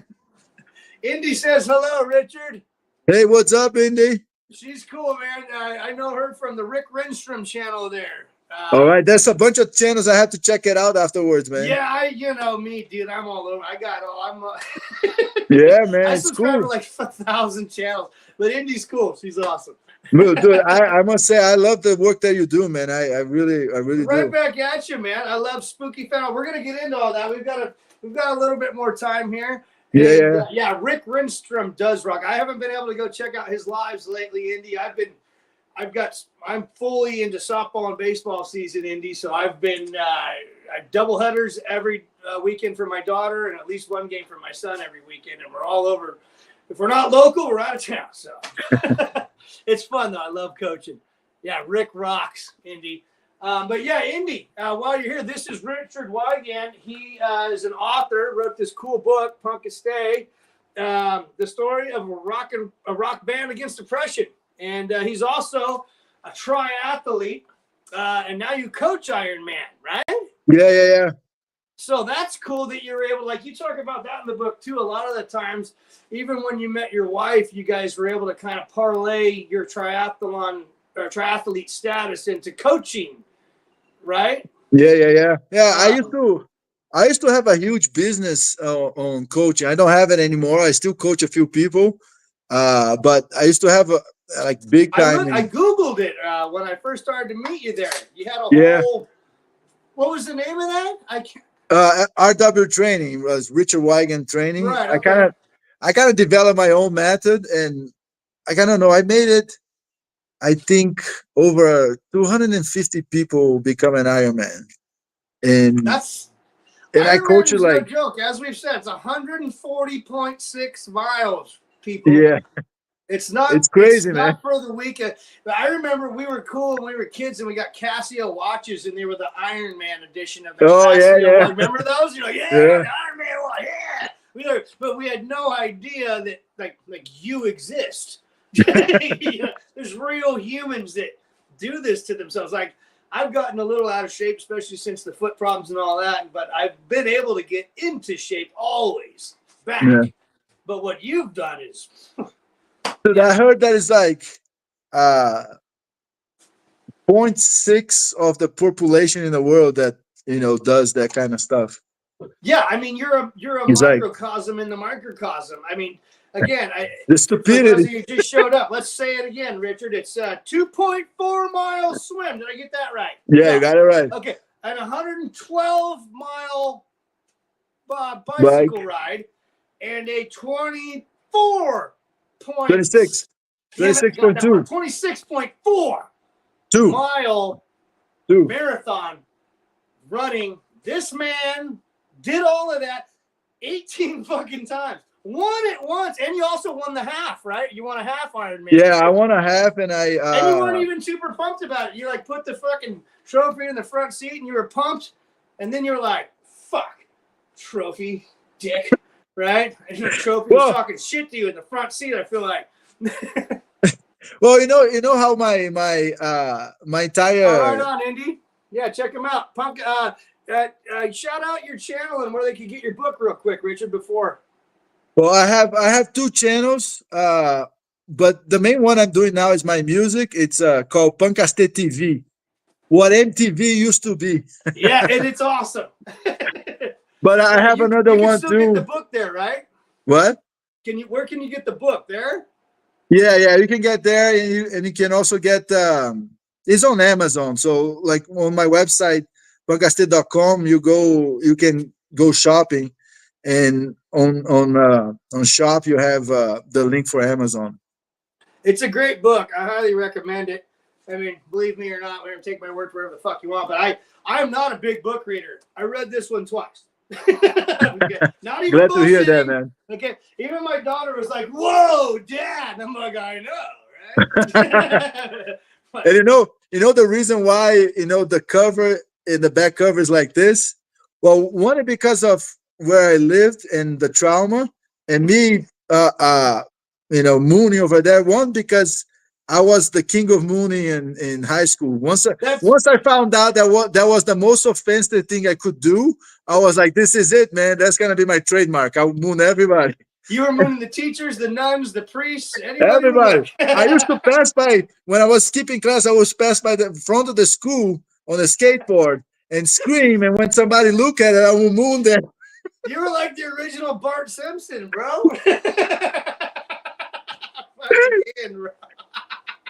I would be right there behind you, man.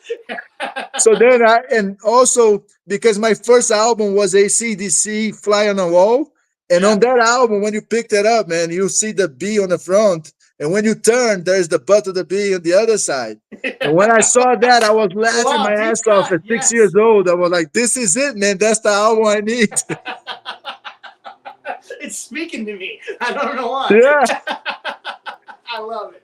I love it. Yeah, I mean, listen, we were mooners in school to a certain point. I mean, to the point of where like we were at my buddy's wedding years ago, and they're like, "Here, we're gonna put all these disposable cameras and go take pictures." We're like, "Are you serious? You're gonna give us disposable cameras at your wedding? You are not gonna get any pictures of anything other than my ass." Like, what did you think was gonna happen? You know? Yeah, So, and yes. you go develop, you see those pictures, and then like a butt show up. I don't know that. I mean, I never heard anything back from them. So yeah, maybe we're not friends anymore. Could be. That was many years ago. Oh God. Okay. Okay, we're about an hour and a half here. Let's I'd like to get to, you know, because we have some of these fun comics over here that you made, the Halloween stuff I want to talk about.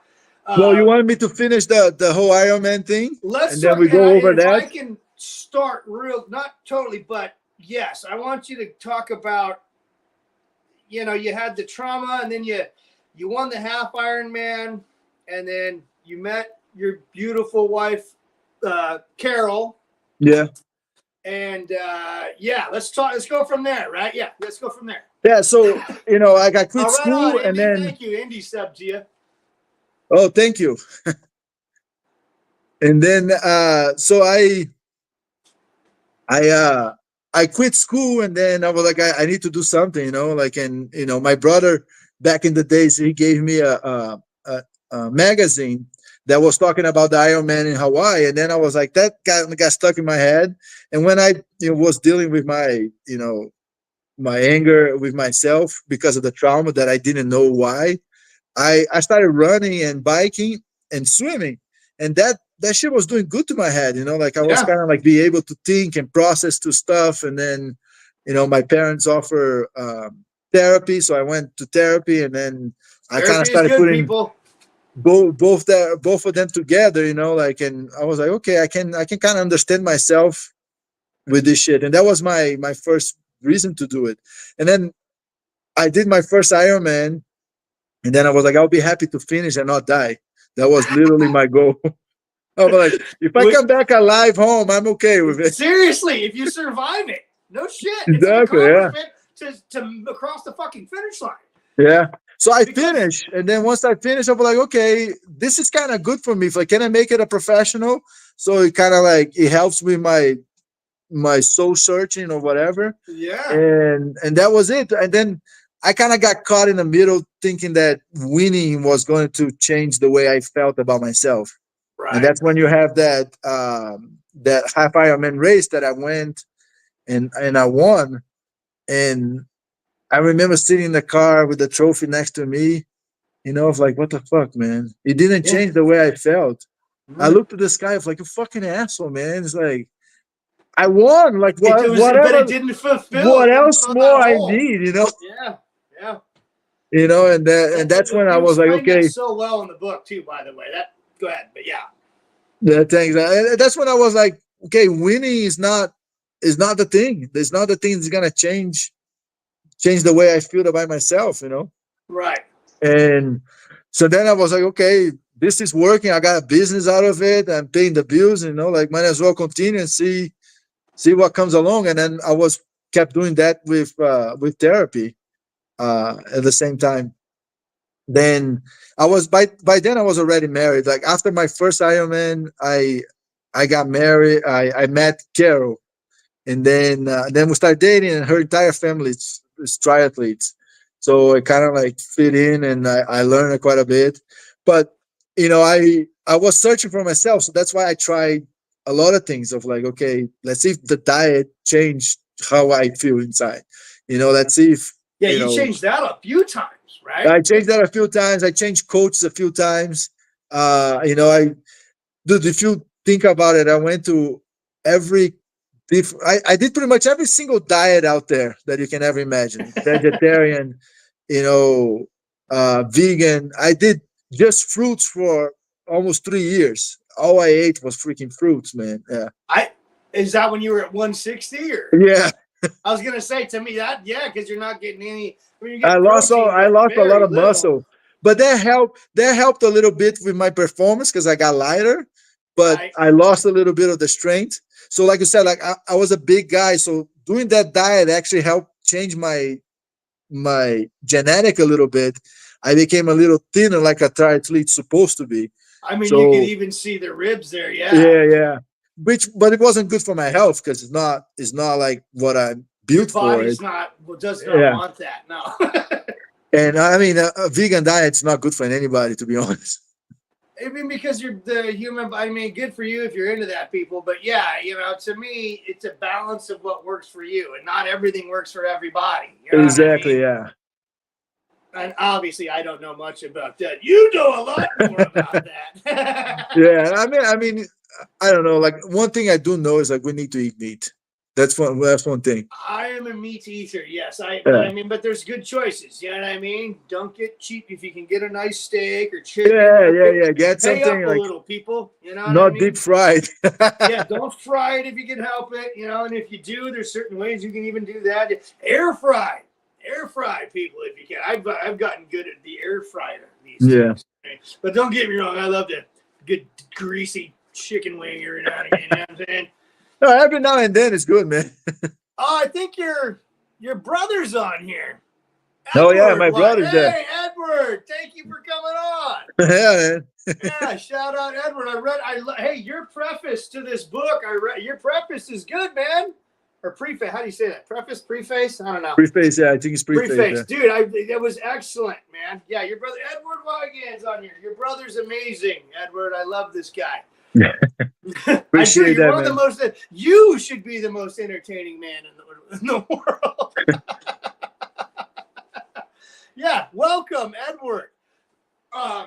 So that's what got you into wanting to be a triathlete. Yeah. Well, by the way, that's the brother that used to make me know every single lyrics of Slayer.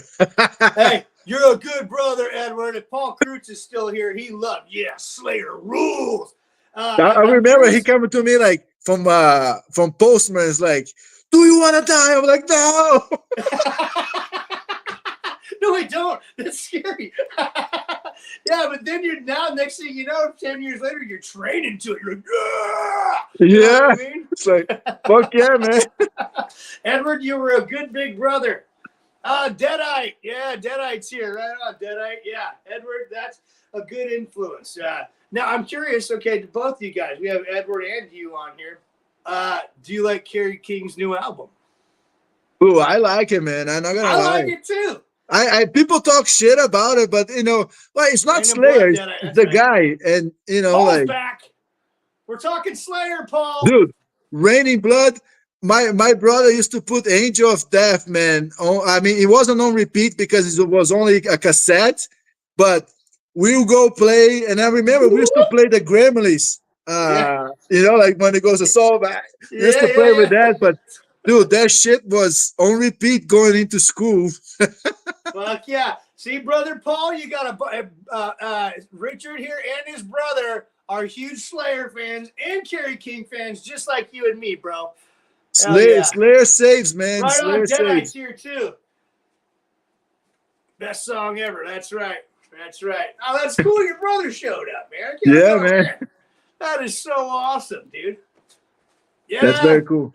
Deadite, welcome, Deadite. Raining Blood on repeat. I mean, dude, Raining Blood is awesome, man.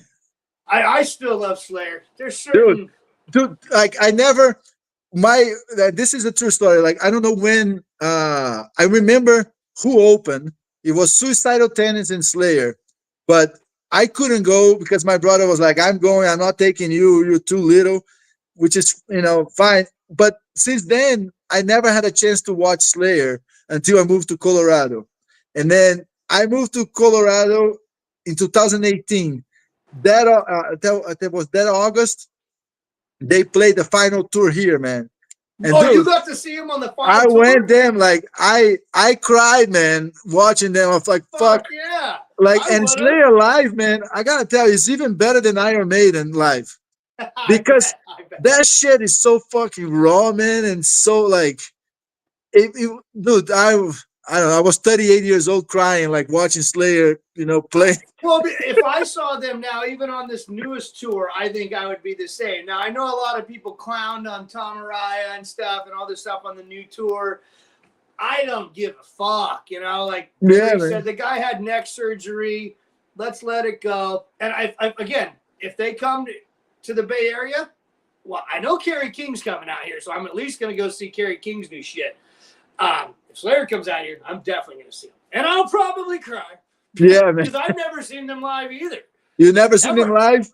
No. Dude, it's, man. No, it's all like, you know, like I had a chance a couple weeks ago on September 26th, like Deicide. I grew up on Deicide too. And like Deicide and Christian were right up the road here. But I only had like 3 days to get a ticket. And I was like, I had to balance all this up. I mean, it's just not worth going. Yeah. So I didn't go, but you know. Yeah, no, that. Oh, is that? I don't think that's Skya, Paul. Is that Skya? Maybe that's Skya. Paul's seen Slayer 15 times. 15 times? Hell yeah, man. Yeah, he's like you with Slayer. You with Iron Man competitions. Paul is with Slayer. Yeah. The amount of times.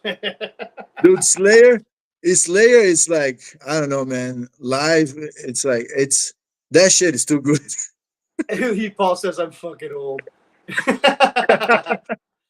Did I? First time I could see her was with Allison Chains. See, that's that concert that Barry showed me the flyer to. It was Allison Chains, Anthrax, and Slayer. Like, I would have shit my pants to see that show. Dude, the one I went was Napalm Death, Lamb of God, and Slayer. Yeah, I mean, again, an interesting lineup. Yeah. I'm not a huge Lamb of God guy, but I'd sit through that, you know? Yeah, I sit through that too. I mean, I don't know much about them, but especially because I was there to watch Slayer, man. It's like, this is it. You know, to see, I would, yeah. Oh, here's your brother. Yeah, in Brazil. Yeah. Fuck yeah. So, okay, just a weird question. So you speak Portuguese fluently? Well, Portuguese in what? Do you speak Portuguese fluently? Well, yeah, fluent, yeah. That's crazy, man. Yeah. I got these guys that work around here. My buddy Rob, and I mistook because Portuguese is Spanish adjacent. Is that okay to say? So I wasn't sure he was speaking when I first met him. And so I was like speaking to him in Spanish, and they just look at me like, "What the fuck?" I'd say like, "Yeah, something like about the basura," and he's like, "No," and I'm like, "Oh, it's not the same at all." So yes. Portuguese fluent. I don't know why I brought that up, but yeah. Spanish, it's similar, but not. I mean, it's different. Man, all you guys do it. Man, I had no idea Allison Chains even toured with Megadeth. Well, I didn't know that either. Paul? Yeah, no shit. Yeah, look, Addison, she's like $10. Addison, you're 16. $10 is like $1, right? Paul has some Portuguese in his genetic. Oh, I thought he said in his genetic asshole, but he said casserole. I like it. Either way, Paul, I'm cool with it. That's my bestie from the Midwestie right there, Paul Kreutz. Oh, yeah. Paul's the Kai guy, right? The death metal. Yeah, Hawaiian death metal. Hawaiian death metal. That's one of my main homies, man. That guy's cool as shit, dude.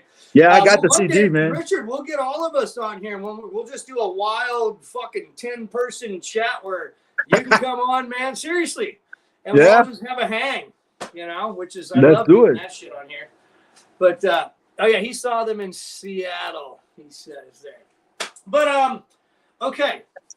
Because I'm getting lost here, and I definitely want to get to this part of your story before we can travel off on other stuff. So let's get to how you won it and your inspiration, all that. After you had the trophy sitting next to you in the car there, and you won, and we figure out that winning isn't, that didn't fucking cure what you were looking for, I should say, or if that's an accurate description.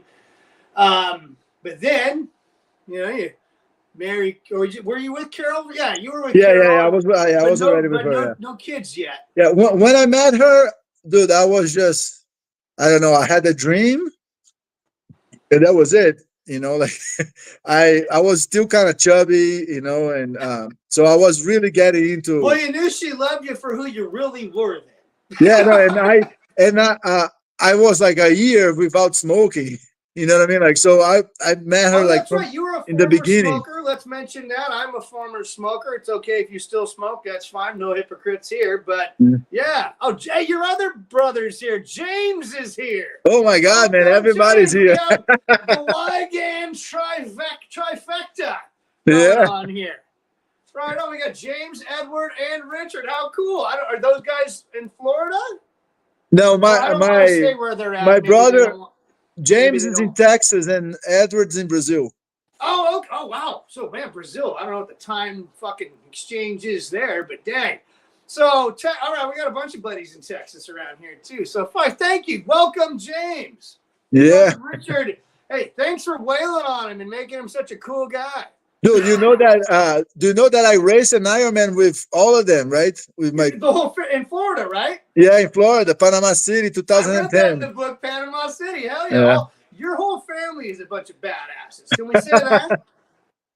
You know, I mean, even your mom, your dad sounds like a cool dude. Your mom sounds like a really cool lady, and your brothers are cool as shit because they were skateboarders and got all kinds of cool metal. Yeah, Rio. Oh man, you're on military time. Oh wait, okay, yeah. So it's what 2 o'clock there, right, Edward? Yeah. 2 o'clock to me. Well, Am I reading that right, Richard? Is it 7. 2 o'clock in the afternoon? No, that's 10 o'clock. That's 10 o'clock at night. Way off. Well, good. Hey, still up though. Right on. Good man. Oh no, he's all nope. Yeah. Well, I'm on edibles, Edward, and I've had a few beers. I'm going to use that excuse. Yeah, we've been going for like an hour and a half already. So. Yeah, we've been going an hour and a half. It's been a minute. That's what your third beer already? No, it's only my 4th. It just looks like 10 because I keep grabbing them. They're Coors Lights. It takes a long time to get these in you. You know. True that. You know, I'm a 10 p.m. He says. Well, I appreciate all of you joining. So, anyways, I don't want to forget this part. Yeah, I'm completely out of control, Deadeye. Look out! Not like that night I took that candy bar. Do you guys remember that? I took a psilocybin candy bar, like a mushroom candy bar one night, Richard. And my friend told me to eat 3 squares, and I ate 9. And then I started playing my guitar on a fucking live stream, and all my guitar strings started just kind of like, you know, when your guitar string vibrates and you see that little like halo kind of? Yeah. Like all of them were haloing, and I'm like, okay, I think it's time to end the stream now because I'm about to go to outer fucking space. And then I did. I sat here. It was a Sunday night, bro. I sat here and watched like 5 hours of ridiculousness and could not stop fucking laughing. I mean, my stomach hurt the next day. Dude, have you read Lemmy's book, man? He has a scene that he talks about it, that he's like, I was so hammered. I told the guy, said like, where's the stage? Because like I don't know where I am. It's like, where's the stage? And that guy's like, it's right there. It's 10 feet away, the stage. And then he's like, okay, walk me 5 feet and just leave me there. And that's what he did. Like the guy walking 5 feet in it. It's like, here's your guitar, here's your microphone. And then Lenny said, like, I didn't move a single thing. I played the whole song. I played the whole set. I didn't move, but hey, people love it. Well, I mean, look, between the meth and the Jack and Cokes, he was fine. He was just program him. Oh yeah, Paul says Coors Light, drink true, piss 6. You were totally right, Paul. And I've drank 4 and I haven't had to take a bathroom break. Yeah, so we're doing pretty good. Your brother's laughing his ass off here. I'm glad all you showed up. This is awesome. Look at everybody. James is laughing. Deadeye's laughing. Oh God. Yeah. See, Paul says I've played a show or 5 where I couldn't find the stage thanks to some PBRs and Jaeger. Dude, Jaeger's messed up, man. I can't. Jaeger's messed up, dude. I used to keep, and I mean, 14 years ago, I probably got rid of it. I used to keep a bottle of Jaeger in the freezer for that special time when a friend would come over and actually want to fucking drink some Jaeger. For real? Dude, I got hammered. You might as well eat alcoholic licorice. Dude, I got hammered in Jaeger once and I puked my brains out and I was like, I'm never touching that shit again. That'll cure you. Yeah, I didn't do the puke your brains out thing. It's the Irish in me, I guess, too, Richard. I can take a lot of alcohol and then it takes that whoa experience. And Jaeger never got me. It's just I wasn't like, I did it to be cool, I guess, because you're like, yeah, it's Jaeger and it's all cool. I get it in my freezer and I'll pour you a cold fucking shot and then you know. Your buddy's piss wasted 2 hours into the time and nobody's having fun. You know what I mean? You're like, God damn it, fucking Jimmy, I told you to stop fucking licking the wall. You know what I mean? You know? Oh, yeah, there you go. Paul almost fell on the stage a couple of times. Dude, my first concert. Brother Trevor. I talk about it in the book. My first concert, man, I was hammered. Yeah, actually, It was supposed to be I was on the bass and supposed to be a bass intro, and my friend's like, dude, I can't hear shit. And then my friend was like, you know what? Let's just play another song. Right? Yeah. I remember We had to play one song, and we got disqualified because we ended up playing another song, which was great. It was one of the best songs of the night, but we got disqualified because it wasn't the song that we signed up for it. Right, because what was it? The lead singer or the guitar player was like, bro, let's play a different song because you guys fucked the first one up. As soon as you started playing a different song, the crowd went ape shit. Everyone loved it, right? Except you didn't get the win because we couldn't even have a chance of winning because it was the wrong. Hey, Deadeye, you can get the book on Amazon, PUNKASTE. You can get it there on Amazon. If you go to PUNKASTE.com, there is a shop over there which has a link for the book. Yeah, and you can buy in Portuguese or English. Richard. So we got a decent amount of people that just came in here too. So that's sweet. Yeah, I mean, listen, the guy's not trying to be a millionaire off this or anything, guys. This is just a good book to read about being a badass, mental health. If you like fucking metal, there's that in there. Skateboarding, a lot of cool 80s, 90s references and shit in here that if you're people of a certain age like we are, you're going to totally get and love. The guy's an Ironman. The guy's a badass. Rich is like, I'm tired of seeing this. This guy keeps showing my ass. We can almost. I guess we have to keep it censored. But yeah, Deadeye, go. Oh, all right. Deadeye's gonna pick one up, man. Right on. No, right on. Thank you, man. James is here. What's Fraser saying? It's cold ass day. I'll sacrifice. Oh, is that that's lyrics? Fuck yeah, right on, Fraser. Oh, James is in Houston. Hey, Fraser. All you guys, James, wow. James, if you could get in this whole scene with Fraser and Morton, these guys, this could get wild. Your brother might get corrupted. Fraser's a good dude, James. You're all in Texas. Figure it out. Hell yeah. That's right. If you don't like metal, you are a poser. Paul, yep. Fuck yeah. Oh, Paul, the way he explained this was, I'll share the book with you, Paul, or we'll send you a copy, homeboy. There's your brother. Sorry, I like to do this. We gotta. Yeah, definitely. Let the crowd. Can you see those comments too, Richard? I see some of them. You see way before me. Yeah, because they're running on. I don't know. See, I don't even know how to explain what I'm looking at. Yeah, 80s and 90s, Paul. That's right. Oh, shit, I got to step. Oh, your mother-in-law just showed up to drop. Yeah, you better go, Paul. Mother-in-law comes first. Richard has a really cool mother-in-law. I remember you posted a video driving to the airport to go pick up your mother-in-law. Was it like a year ago or something?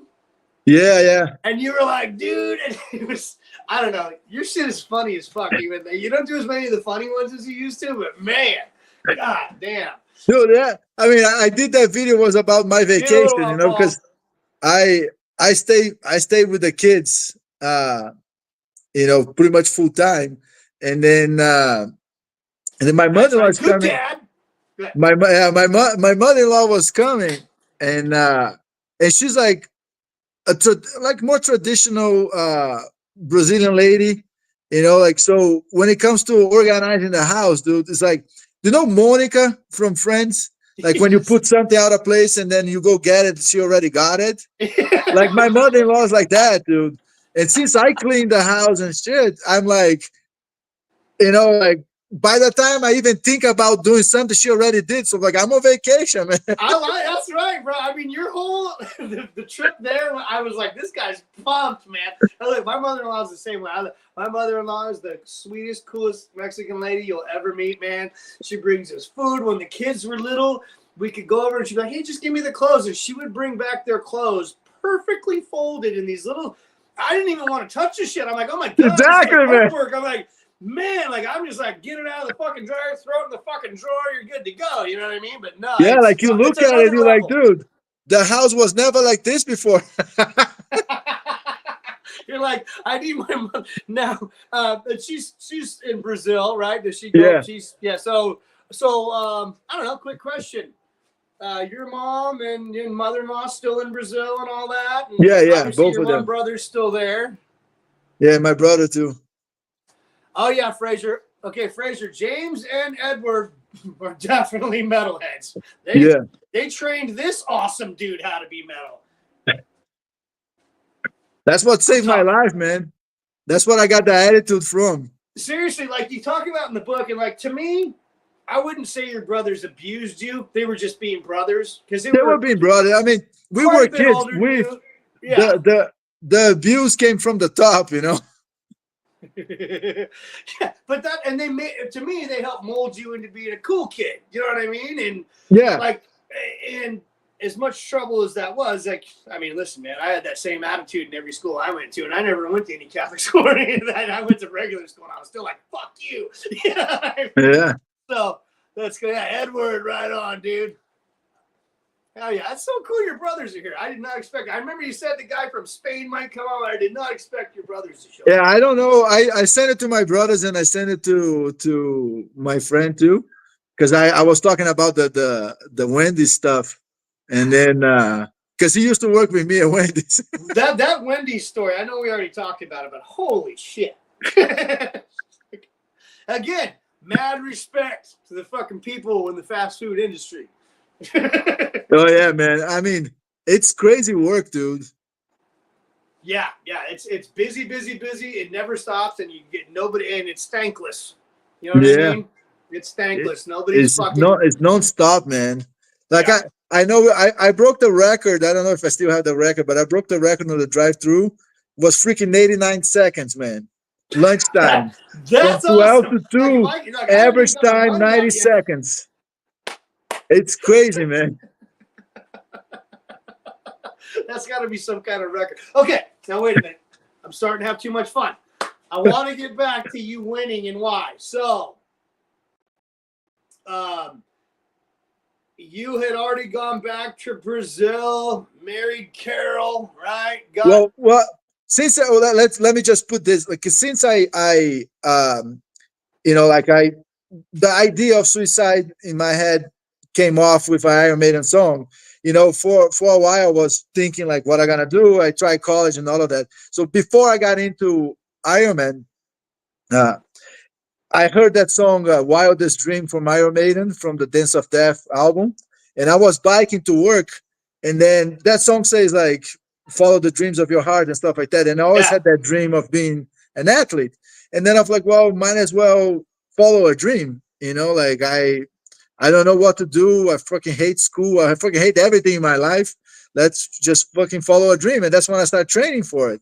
And then right before my first Ironman, I had a dream that I was winning an Ironman at 9 hours and 55 minutes, which I was like, this is fucking insane because people win with faster time than that.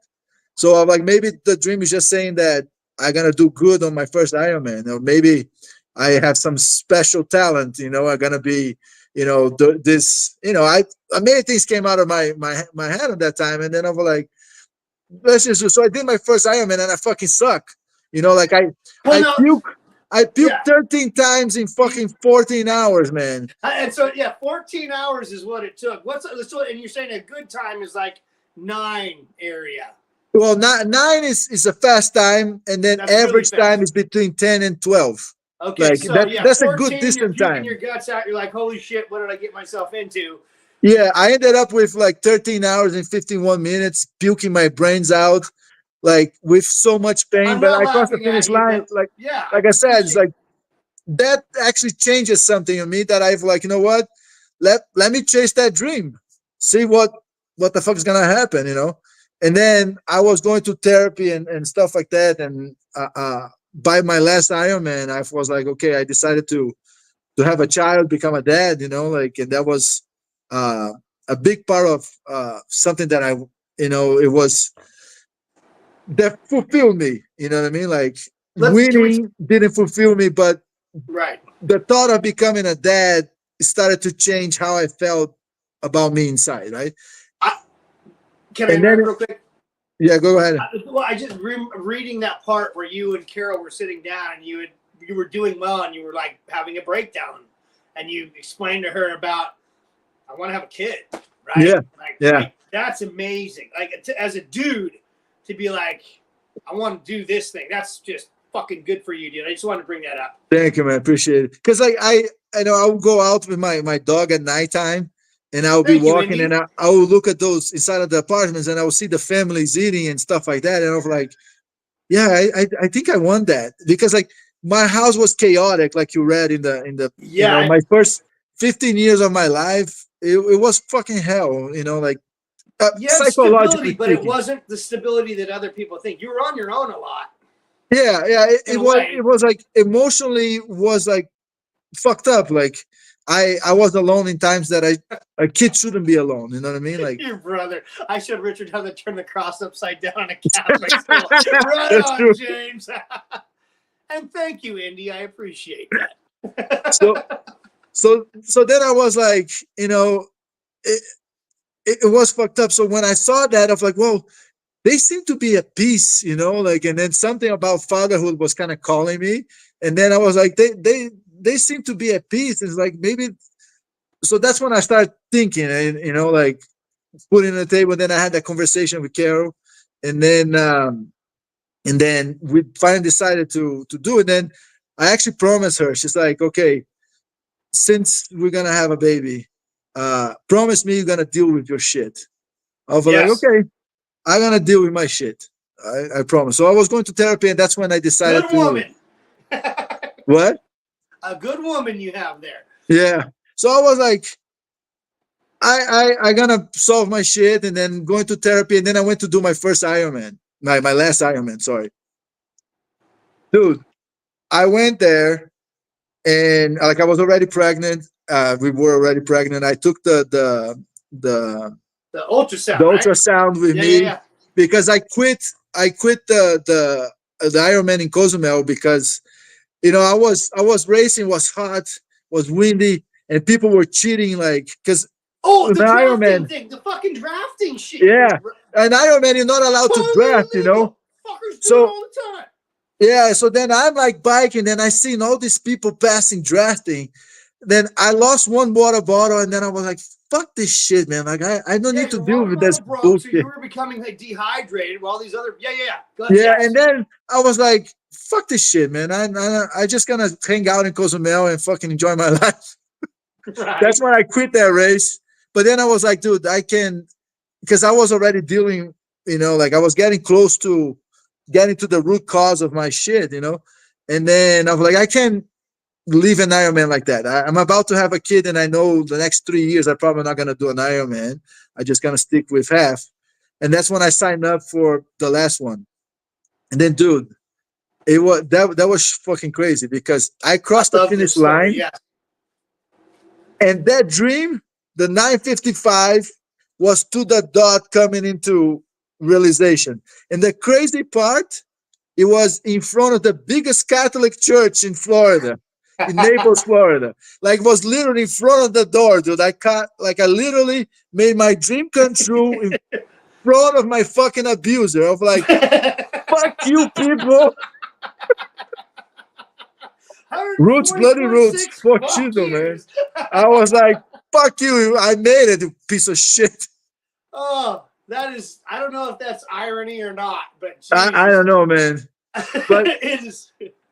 I really don't know what the fuck it is, and I remember like 2 weeks after I went to therapy, and then I told the lady the story, and then she's like, okay, now what? I was like, well, now I think I need to do, like, I'm ready to move on, like I'm kind of getting done with triathlon because I tried to go back to training, but it didn't. It's like, okay, the dream is done. Like, you don't need this shit anymore. Let's not gloss over it. You won that fucking Ironman competition. Yeah. Well, I won that Ironman competition. Yeah, I won, and I remember like I drove home eating the freaking bread from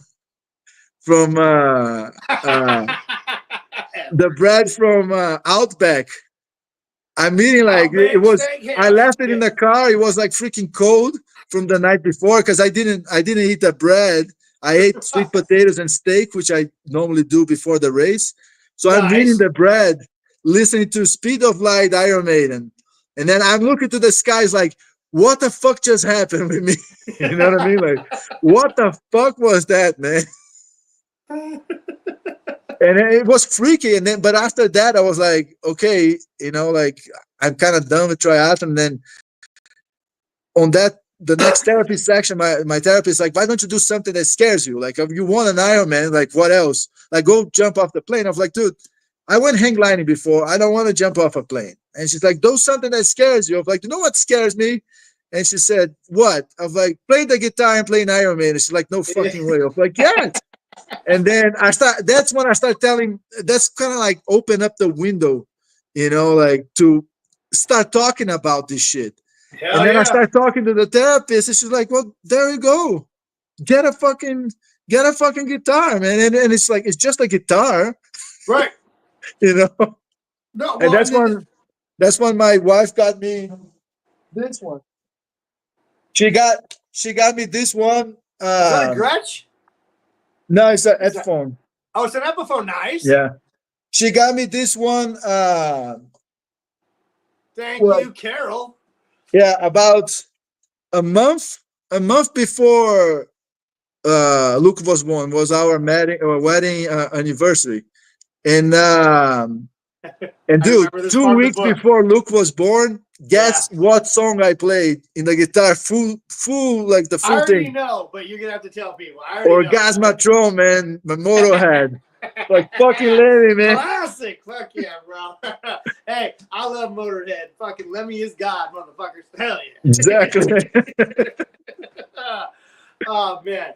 That was one of my favorite parts. I mean, especially right before childbirth, all that, you get to go pick out, you know what I mean? She's still thinking about you and your mental, you know what I mean? And just the whole story. And so the way I actually, you know, like, because when my therapist said, like, do something that your brother scares says you, the Sepultura version is the best one, man. I did on the bass the other day on my channel. I don't know. You saw, did, right? No, I seen it. Yeah. So and then I was like, right? What? You did the bass playthrough or something on that. Yeah, right? I played the bass. Yeah, but I have the guitar. I have the guitar. I did in 2020 the guitar version, but not on PUNKASTE TV. I think it's on my other channel. Dark Reroute? Yeah, maybe I'll repost that video again because it's pretty definitely, cool. Yeah. It's fucking. I think I posted it in my community channel. I thought. Yeah. When you did the cover of the bass, but anyways. Yeah, but then but it was a process, you know, between the lady saying, because it took about 6 months to get the guitar, but by the time I remember like putting my son's crib, like I was building my son's crib, listening to Peace of Mind, Iron Maiden, and I'm like, dude, like I can't be, what am I gonna teach him, to be a pussy, you know, like, and I'm here afraid of getting the guitar. And then I'm listening to Iron Maiden. It's like, I want to play those riffs so fucking bad, you know, for him to see it, like jamming and shit like that. And then I was like, I gotta teach him how to have attitude. And I was like, I gotta get the guitar, man. That's when the fear started kind of like coming back. Yeah, I know. Again, you explained that so well in the book. You really do. Thanks, man. I appreciate that. That part about Luke, and can we talk about how Luke got his name? Yeah, from Luke Skywalker, man. Fuck yeah, the kid was fucking the child of destiny. Now, the fact that when I started tearing up reading that, and I'll admit that to all you fuckers here, I don't care. I'm a real ass man. I don't give a shit. I can cry too if I want to. It's a book that makes you feel, man. It definitely makes you feel, and like you do, the journey, the way you've written it. It's like you're while you're telling a story that's something right now, you also in that same chapter kind of go to the past tense and kind of you're shedding light on why you're speaking about what you're saying, right? Yeah. I really enjoyed that. Yeah, Edward, Luke is a blessing on Richard's life, and I do want to talk about that. Are you comfortable? So Luke was born with. I wrote it down here. Which is fucking ironic because you and your wife and the whole family are like fucking muscled up fucking triathletes. Luke was born with, I wrote it down, Nemeline myopathy. Is that my myopathy? Right? Yeah, myopathy. Yeah. So it's like a muscle disorder, right? Yeah, Yeah. Luke, I am your father, Fraser says. Luke, yeah, exactly. literally in this situation. Dude, I say that all the freaking time. Like people come here, you know, because here have a lot of medical stuff being delivered and stuff like that. And then like they say, sign here and write it your like who you are. And then I'm like, Yeah, Luke, I am your father. that's totally cool, dude. The part that made me tear up especially is when, so you get the guitar, you've won the Ironman, it's all good. You're at home with Luke, and you see a look, because I don't want to, I don't know how he communicates with you guys and all that. I'm not fully aware of the whole situation. However, you saw a look in his eyes that when you played music, he saw that it made you happy. Yeah, well, there's And several. dude, that hit my heart. Yeah, because there's it was- several. That actually happened. You know, the way it happened was like he was born, and like you said, we were, you know, triathletes, and we were like, okay, this is ironic. That's obviously something into it, and you know, like so. Well, then you dove I into all kinds of, sorry to interrupt, but you actually, being the person that you are, did all the research to do everything you could to try and, I don't know, not fix it, but make it the best possible outcome for him possible. yes, Fair? yeah. Right. The goal until today is like his quality of life. You know, got you know that's where Family comes first, Fraser. yeah comes first. So, but you know, like he was born, and we were like, okay, that is obviously something more. Like, you know, I caught a dream. There's a lot of shit going on in there, shedding light to it, and then, dude, I didn't play. You know, after I played that, and he was in a hospital for like 3 months in the NICU, and we were like, I didn't play the guitar obviously. 'Cause I didn't do shit. It's like my focus is on him, and you know, we moved next to the hostel. Luckily, you know, I knew a lot of people on the racing community from running to Ironman, and you know, we got donations, so we were able to move next to the hostel, which was like an hour away from my house. So we moved next to the hostel, and we were like, we're gonna be here until you get the fuck out of here, right? And Well, yeah, I love that part of the story. Go ahead. I love where yeah. you're getting to. Go ahead. So then we spent like the first Right, 3 months Edward. there. I didn't play the guitar and anything like that. And then we go home, and then he didn't have the trach on that time yet. So we had some complications. He got sick. We went back to the hostel, and then we went back home, like now technically for good. I was gonna say, you technically made your house into like an ICU, is what you wrote. Yeah. Anything that he needed, you were able to 95% provide at home for him. That's how dedicated you and Carol were to making sure he didn't have a life in a hospital as opposed to having to have a cool life at home. Yeah, well, the what it started was like in Florida, they don't have a whole lot of support for special needs family. So we didn't like I ended up losing all my clients. My wife lost her job because like we were carrying it for him, but a nurse was supposed to show up, and she will never show up with the insurance, and we got nurses sleeping. So we had like a bunch of like during that period of time was like very confused, and I didn't play the guitar whatsoever. You know, we were just like in survival mode. Then one day a hurricane was coming in. Like now that we had the hurricane flood. Wow. Yeah. A hurricane was coming in, and timing. yeah, and we need electricity, right, for him. So we escaped. We went to Alabama, and like he was like very friends in Alabama that took you in. That's right. Yeah. Yeah. And we were all nervous. So I pick up like a kid's guitar, and I start fucking jamming Mr. Sun, which was the first song I ever did. I start playing Mr. Sun punk rock for him and going crazy, you know, and then he started laughing, like in a way that we haven't seen him doing sounds before. You'd never seen him react that way, right? Yeah, yes. And then I was like, fuck yeah, dude. He's like, let's do it. And then since then, he started asking me for songs, like, please do this song. And then I'm like, dude. That made fucking tears come out of my fucking face when I read that part, bro. Yeah. And I'm like, dude, I'm traumatized. Like, it's not that easy for me, you know? Like, to just pick up the car and then do it.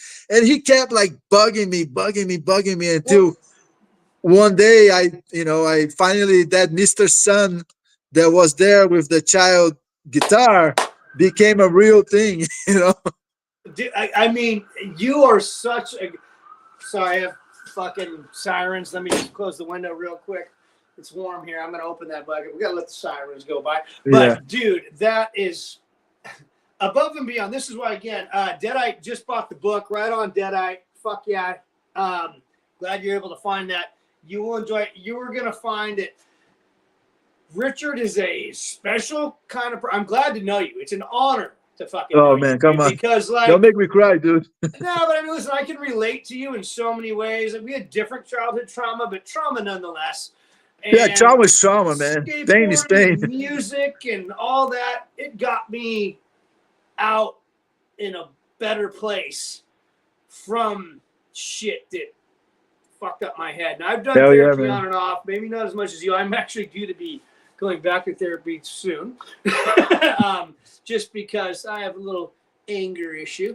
But, you know, who doesn't these days? We all do it, man. Yeah, you know, and mine is mostly with the public in general. I need to learn to.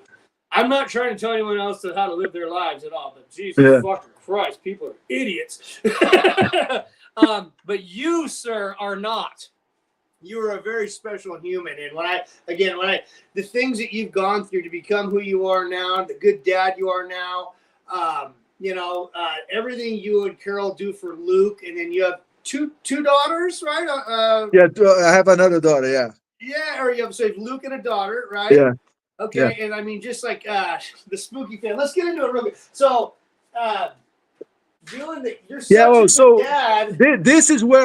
This is where the whole thing connects, you know, because I had, you know, we talk about trauma and that shit, like it was a mind fuck. And I went to therapy, I went to IRONMAN and all of that stuff. And then when I finally do, then Luke kept like asking me for freaking music. And then I was like, dude, it's like, I have to do this. You know what I mean?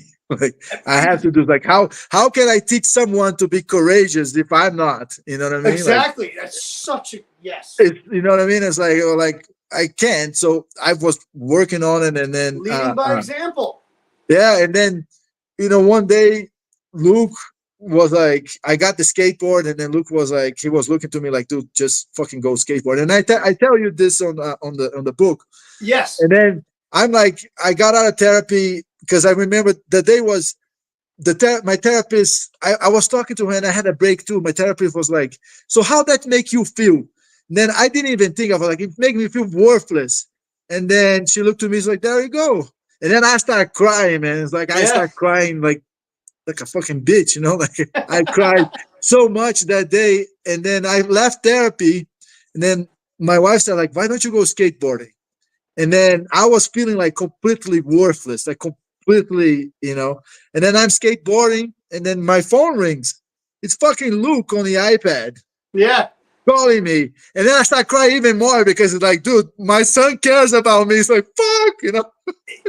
He cares about your happiness, brings him happiness, which brings the family happiness. Exactly, yeah. It's all connected, you know, like it's all connected. So it really is. Yeah. And then I was like, I start crying, and then I went to bed that day, and that's where it connects with the comic, because I made it the comic with the song. It's kind of supposed to be art and stuff like that, but it's all based on a true story, you know. It really is, guys. It's all based on a true story. So that night, I had a dream with Lemmy, and Lemmy was literally singing that song Rocket, that he says, rock and roll save your soul, and I got it. And then it's like, rocket ain't no crime.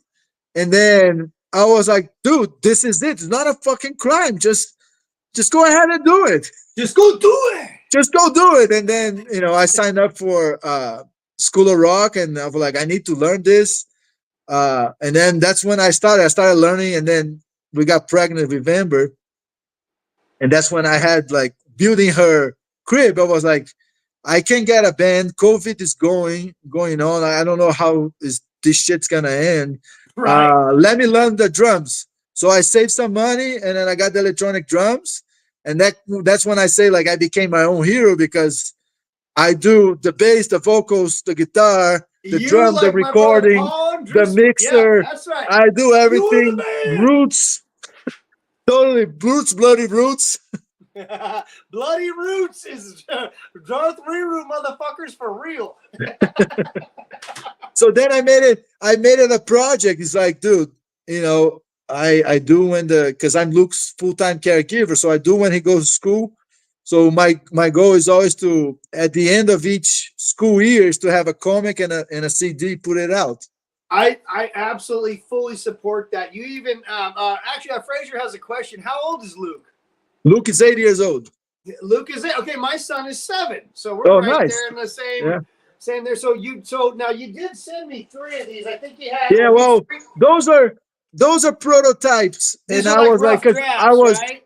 I was eager. I was like, I need a metalhead to look at this and see if he kind of like it, you know, like to see I like people. this one the best. Like, is Spooky Fan? Well, wait, the Spooky Fan's on here, isn't it? Where's Spooky Fan? No, Spooky Fan is coming out on my second. Okay, I actually Spooky have. Fan. I have this one. That's my second Oh, you comic. got a Christmas? Okay. Well, we're on Halloween, right? Is this available to get, or is this? Yeah, this is already available. You can get the Halloween comic, which now, have which also includes the lyrics.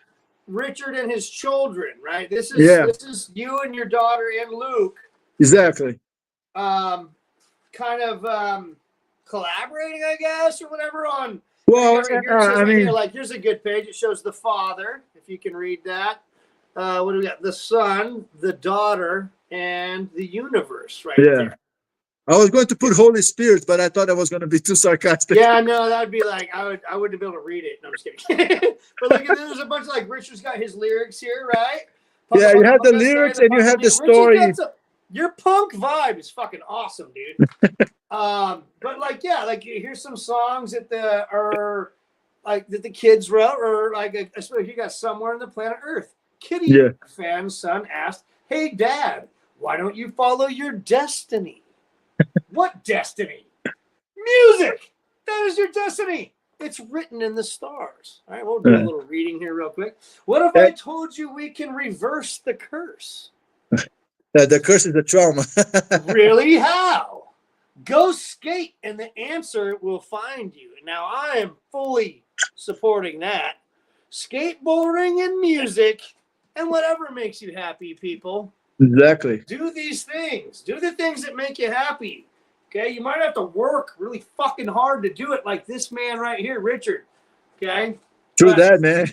The work will provide the happiness. Eventually, even in the long run. You may not be happy right now. Read this man's book. Okay? Read these comics. This is no bullshit, okay? Life is fucking hard, and it's hard for a lot of us. This man right here survived and is thriving, I would say. Thanks, man. I really, kind enough to send me all this cool shit. We're going to probably end it here soon. Richard, what do you think? Yeah, I think we still got a few minutes. Let's do a few more minutes. And so he sent me this CD. I'm going to show you guys this. Explain that to the people, my friend. Yeah, the way I did it's like, okay, it was 2020 and I was actually starting a band with 2 other dads, but 2020 hit it and COVID hit it and stuff like that, and the guys were busy, and I was like, okay, I need to find a solution. I need to do music. And so I was at School of Rock, and then I asked my teacher, like, listen, dude, if I send you the vocals of the guitar, can you program the drum for me? And he's like, sure. And then I did Mr. Sun like that. So he did the bass and the drums. Then the next one, I said, like, listen, I give you the bass, the vocals, the guitar. Can you continue to add the drums? And it's like, fine, man, I can program drums all day long for you. And then I was like, okay. Then I did the first full album, technically, with my songs the way I wanted to be. And I was like, okay, I'm going to release that. But then I got the drum. So when you listen to the CD, the first song, the intro of the drum is actually me. But everything else is mixed except for the last song. because the last song is the song that I kind of become my own hero. I did the whole mixing of that, which is the cat song, The which cat song right there. You see it. is a fucking 30-second, you know, furious, fast and furious song I like about a 30 seconds cat. fast and furious punk. Just hit me in the face and sounds like yeah. I'm in. I love it. I love it. Can everyone see that? I don't know if we can all read that, but I'm doing my best here. Yeah. Fuck yeah, dude. I like that you're doing this. So are you still like? Are you looking to jam with some dudes still, or some people, or what? What's going on? Well, I went. Here's the thing. Like I went to School of Rock, and that was kind of like my college, right? It's like because like, hey, dude, I fit in here. People get me. Actually fun for you though.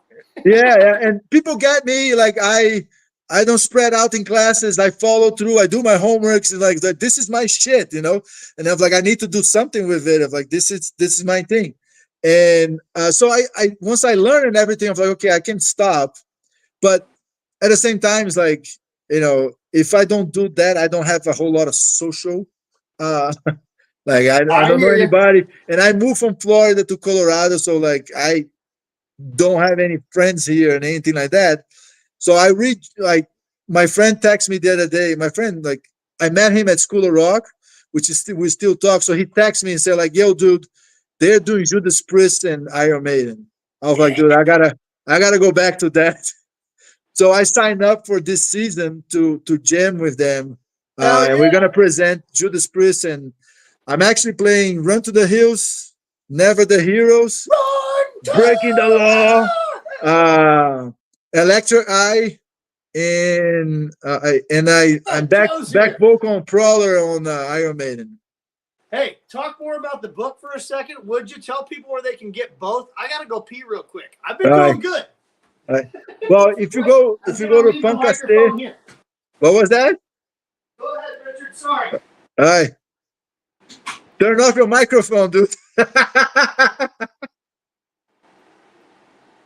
But anyways, if you go to punkaste.com, you can find everything on the shop over there. You can click on it. There's a link for Amazon for my book, PUNKASTE, which I call the Book of Revelations, pretty much, where I review my trauma and all of that good stuff. And then you have the Halloween Tale and the album That's a Punk. It's already there for sale. And then the new one's coming out for Christmas, which is the Christmas Tale. And that one, the CD is actually all me. I'm doing the drums, the bass, the guitar, the vocals, and the recordings and everything. And it's all me on that one. So, and that one is the one that is becomes a spooky song, because like the Halloween Tale. Yeah, the Halloween Tale is actually based on a true story. On Luke's first Halloween in school, we had the idea of going as a punk band. So his wheelchair became a drum. Dude, I love the things you guys had the do with guitar. this chair. Yeah. So wait, go explain that. Go ahead. Yeah, so it's like we were. Hell yeah. Yeah, we were going to. He likes music and stuff, and he's fascinated with every kind of song. Like I mean, he likes mostly the old school. Like right now, he listens to AC/DC a lot. Cool, man. Yeah, he loves the album that they have, Thunderstruck. It's like, are you ready? Are you ready for a good time? That's his favorite song now. And so he's all about song, you know, like, and he uses sometimes songs to communicate with us and stuff like that. Like sometimes he stopped the lyric. So if he wants to say bus, he stopped the wheels on the bus, so we kind of know.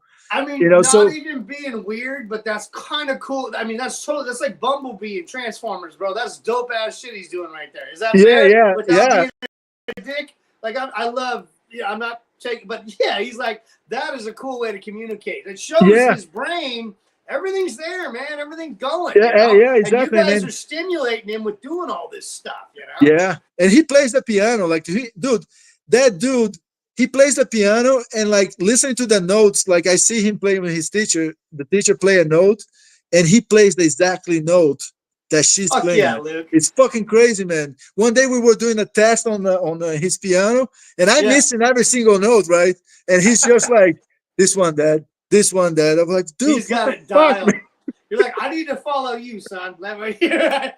Yeah. How cool is that? The son teaching the father. You know what I mean? It's freaking awesome, man. You know that it's actually a prophecy of I think it's a Native American prophecy that says that kids at this time and age will come back and teach the elderly a few things. So I learn with him all the time. Anyways.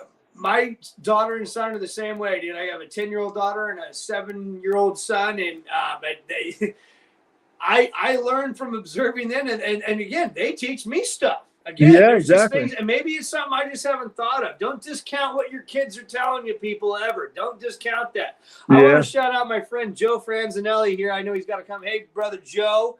What's up, Joe? Richard Wygand here. He's an amazing father, author, fucking metalhead, skateboarder, fucking Ironman coach. You name it, he's done it. He's lived a life. Go check it out. Brother Joe here recently sent me some pictures. Are you getting any? Now, you're in a part of Colorado. I don't know what elevation you're at. Brother Joe's up there above you. He's in Minnesota. Oh, wow. He sent me some amazing pictures recently of the Aurora Borealis. I saw on your page. Did you see the red? Joe freaking awesome. Said he's never seen the red before. Yeah, northern Minnesota, like almost Canada. He was telling me the Iron Mountains, and he said he's never seen red. And so I'm like, cool solar flare. Like someone here, now I live in Northern California, Bay Area, fuck yeah, land of thrash. Fucking San Carlos down the road here. They have San Carlos Mountains, and we got a lot of city light, but we're far enough from San Francisco that it doesn't affect it. Someone said they saw the auroras here, and then I saw their picture, Joe, and I was like, that's nothing. I see a little bit of green there, but it wasn't no Minnesota fucking auroras. Just saying. I don't know why I went off. But, yeah. So, that's awesome, Joe. Man. Wanted to shout out Brother Joe. Richard, so, oh, man, I could go on and on. What else do you want to talk about? Are you on a time frame here? Yeah, no, I mean, I got a few more minutes. Let's go 10 more. Let's go 9 more minutes. Even it out right at 2.5 hours. Yeah. James. Oh, James. So my my son, like you know what is a funny thing? Let's talk about Luke. Yeah, 2002, man. The teacher comes in. It's like, hey, I'm gonna do a Christmas Carol presentation, and I want Luke to play it. And I was like, okay, fine, And then she's like, but I want you to play with him too. And then I'm like, okay. So he's gonna play 2 songs, one with you and one solo. And then it's inside of a fucking church. You're like, no, why? Dude, we played. Richard, that's a good test for you. Yeah, no, we played an original punk song inside of the church. Did you post that or did you send that to me? I feel like I saw part. You probably saw it's the celebration song on my YouTube channel, PUNKASTE TV. Okay, I definitely saw that because the walls didn't bleed, which was good. Yeah, that was freaking ironic. That is the irony. That is the irony of irony. Right there is you having to go back to the land which started it all. Exactly, man. I mean, it's like, you either face your fears now or never, dude. Yeah, but you know what? The best thing was you had Luke by your side, and that's all you needed, man. Hell yeah, man. I like the videos when you dudes are like the skate park, and Luke is like doing fucking donuts and shit, and like even when you did the video where wasn't he in the Spooky Fan video? Yeah, the Spooky Fan that has one in too. In the fucking garage, and you got the fans going. Yeah, bro. I mean, the garage is like. In the garage we had 2 ceiling fans, and then we hang on the box fans. Yeah, it's freaking crazy, man. I love that shit, dude. I love that you and the kids are so especially you and Luke. It's just it warms the heart to see that going forward, and I hope you keep posting about it, man. Yeah, no, definitely. No, you know what? It's funny, like. when I was going through, my escape of stuff, and then Amber was, because like the book pretty much ends, with me having the 2 kids. The last picture is Yeah, actually definitely. I the whole was like, oh, family. I need more, but I know you, so I get more. But anyway. Yeah.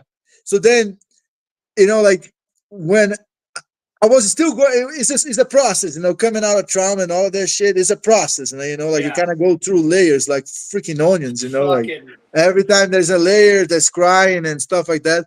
So one day, man, my daughter comes in her room and she goes like, Alexa, play daddy's song. Of like, dude, I just melt right there. It's like, she wants to hear you, man. Exactly. And then I was like, you want to hear my song? So I asked Alexa, because by that time it was already in there, like I was like, Alexa, play PUNKASTE. And it started playing and it was freaking awesome, man. And let's talk about that. So PUNKASTE, let's talk about the PUNKASTE mindset. The PUNKASTE that's your mantra kind of, right? Yeah. I mean, in a way, we don't have to. No, it's actually came out as a mix of Namaste with punk, with punk. Yeah. So and punk is because like I don't know, like you read the books. Like I almost go against every fucking thing in the world naturally. You were against everything, but you're saying that I can't do it. Okay, let me fucking do it. Meditation guy, very. And listen, I did meditation. I still practice yoga. I believe fully in the practice of yoga. That is fucking. Yeah. It's just really good stretching. Is all I like about it. Exactly. But yeah, dude, your whole the punk. I live the PUNKASTE mantra because of this man right here. I try to end every conversation I have with you with PUNKASTE. You know what I'm saying? And then I made that song too, which is like the punking me owns the punking you. Yeah. Which is the original name of the song was A Conspiracy of One, because I'm going against religion in all types, shapes, or form. So it became like, the punking me owns the punking you. It's that simple. Okay. Well, because then that's just it. Hey, if you want to be, religion is fine. Be in your religion, people. Exactly. Don't force it on people that don't want it. Number one, that would be good. And don't talk shit. And don't talk shit because you're hypocrites, motherfuckers. Let's just put it that way. Exactly. Oh God, I marked this page, but it was just and you know what is funny? You know what is funny? Because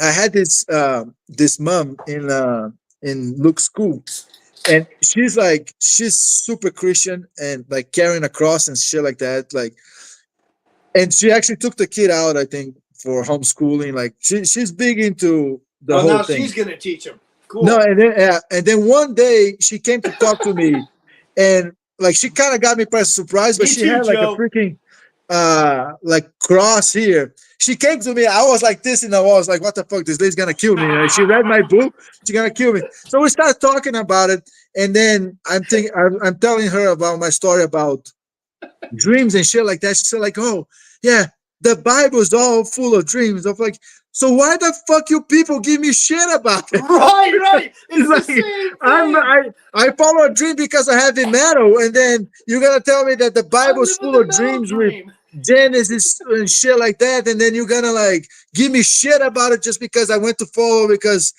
heavy metal? Like, get the fuck out of here, man. Fuck off. It's so hypocritical. You know what I mean? Man. And I thought she was gonna kill me that day, dude. It's like, dude, she found out who I am, like she wants my social media. She's like, she wants me alive. Like, I want your heart with the cross. It wasn't you in your younger days. You would have mooned her. Oh yeah, man. It's like, get the fuck out of here. If Luke wasn't here, my pants would have definitely been down. Although this is a totally different day and age. You know what I'm saying? You do that now, we're looking at prison time. But I would have been with you. I would have supported that mooning. She deserved it. Can you imagine? Like, I have a restraining order around Luke's school because he was mooning one of the parents. And that's just how sensitive and shit they are these days, Richard. Like, it's just ass cheeks, man. God, you know full circle. Full fucking circle, man. God, you're a good person, dude. God damn, I love you, man. We're going to do this more often, too. You're going to come on a lot more live streams, dude. Dude, this is the most fun I ever had in a life, man. Oh, dude, yeah, you know, I've done a few of these, but goddamn, this one's right up there. Fuck yeah, dude. Dude, now I gotta tell this story, man. As I was writing my book, excuse me, go ahead. I was writing my book, and then I went to I actually interviewed a guy. I went to one of the social medias, and I was trying to share my stuff, and the guy's like, "Oh, I'm doing." He's doing a very cool project called Mystery Music. So he goes tracing back way back in the days, like Egyptian Oh, I time like and that. stuff like Yeah, that. yeah, good concept. So he asked something on the social media, like, anybody have experience with music helping you? And then I said, I do. It's punk rock and heavy metal. I don't know if you're into it. And then she's like, oh yeah, let me interview you.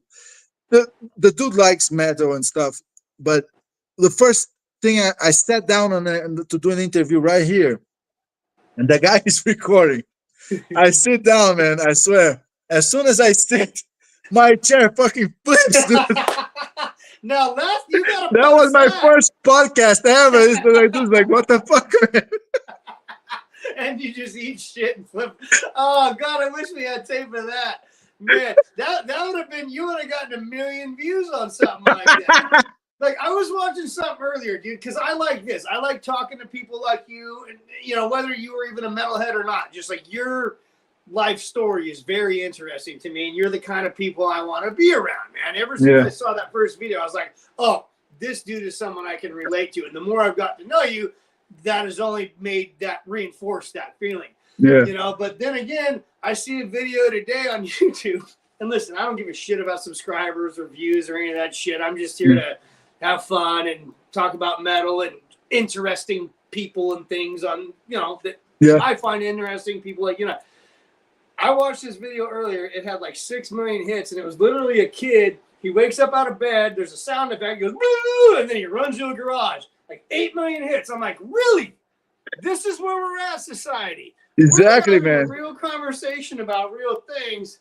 And look, people are here. They're watching, but that's what it pisses me off, man. Like, in the beginning, I was like, dude, people start canceling me. I was like, but I'm talking about something deep. I'm not doing any stupid shit. It's like, some of the hate you've gotten is so, I mean, look, all of it's undeserved because there's no context behind it. They're taking a quick little boom and just judging everything. You know what I mean? Yeah. I just looked at your videos and went, I mean, the first few things I sent you were just me with laughing faces and devil faces, I think. I was just like, this guy, I get it. I get what he's doing. I see what he's doing here. You know, we're making fun of the religion a little bit, you know, because it fucked you over. It fucked a lot of people over. And listen, I think I'll say this out loud. If you like religion, that's fine. If it helps you and all that, that's great. However, don't be a hypocrite with your religion. Don't force it on other people, and just let other people live their lives, because otherwise you create people like Richard and I, and that's good in a way, but it also is not good for your ending. I mean, I'm not against church, but I'm against church forcing people to be into church. Does that make sense? Yes, and I'm the same way, and I think I mentioned that in the book. Like, I know it helps some people, but you know, like, first, there's two things here. One, you got to realize that enforcing, there is a reaction to it, and that can fuck people up. You know, like, doing what, you know, people do that way, it can definitely fuck people up. Period. Right. You know what I mean? Like, that's a reality that people need to face. And I think if people face that, they will be like, okay, I will think twice before I reinforce. Because, like for example, I was having a lot of shit at home. You know, like a lot of shit at home, especially my first 15 years.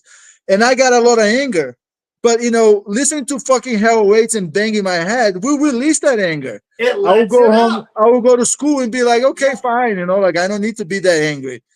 You know what I mean? Like, but then you got to give me shit for listening to the thing that is actually helping me not beat up people. Right. You can recognize, you know what I mean? That this thing is helping me be a better person.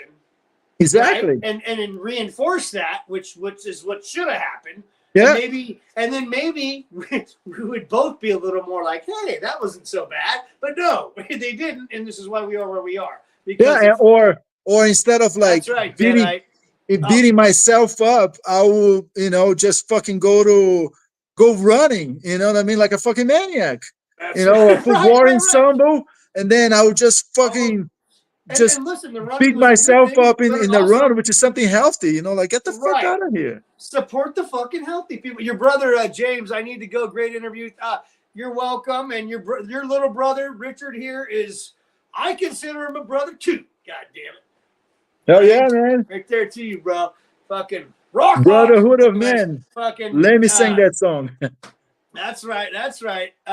All you guys, hell yeah. Your brother James, Edward, you, man. I could go all night here. I could. I got plenty of more beer and plenty more weed. Should we wrap it up, you think? I don't want to keep Yeah. I gotta help out the kids a bath and stuff like that. 7 o'clock. Luke is waiting for me there. I got to go coach a game tomorrow morning. I got to be over at the fields at 8 o'clock. Which the good thing is they're only about 2 blocks from my house. However, I live in the city, so I have to drive those 2 blocks so I don't die crossing the fucking El Camino with all my softball and baseball gear. Richard Wygand, Darth Riru, PUNKASTE TV. This man, I will say to me, is a living fucking legend. Okay? He has won the Ironman. He's done a lot of things. He's a great dad. He's overcome many traumas and mental fucking hiccups. Well, I would say that's a stupid thing to say. Mental hiccups is stupid. But you know what I'm saying. No, nothing is stupid, man. But, you know, it's just live your life that makes you happy, people. Read this book. Check out this man's fucking channels. PUNKASTE. By the way, I need to tell one more story, man. Oh, one more story. Let's do one more story.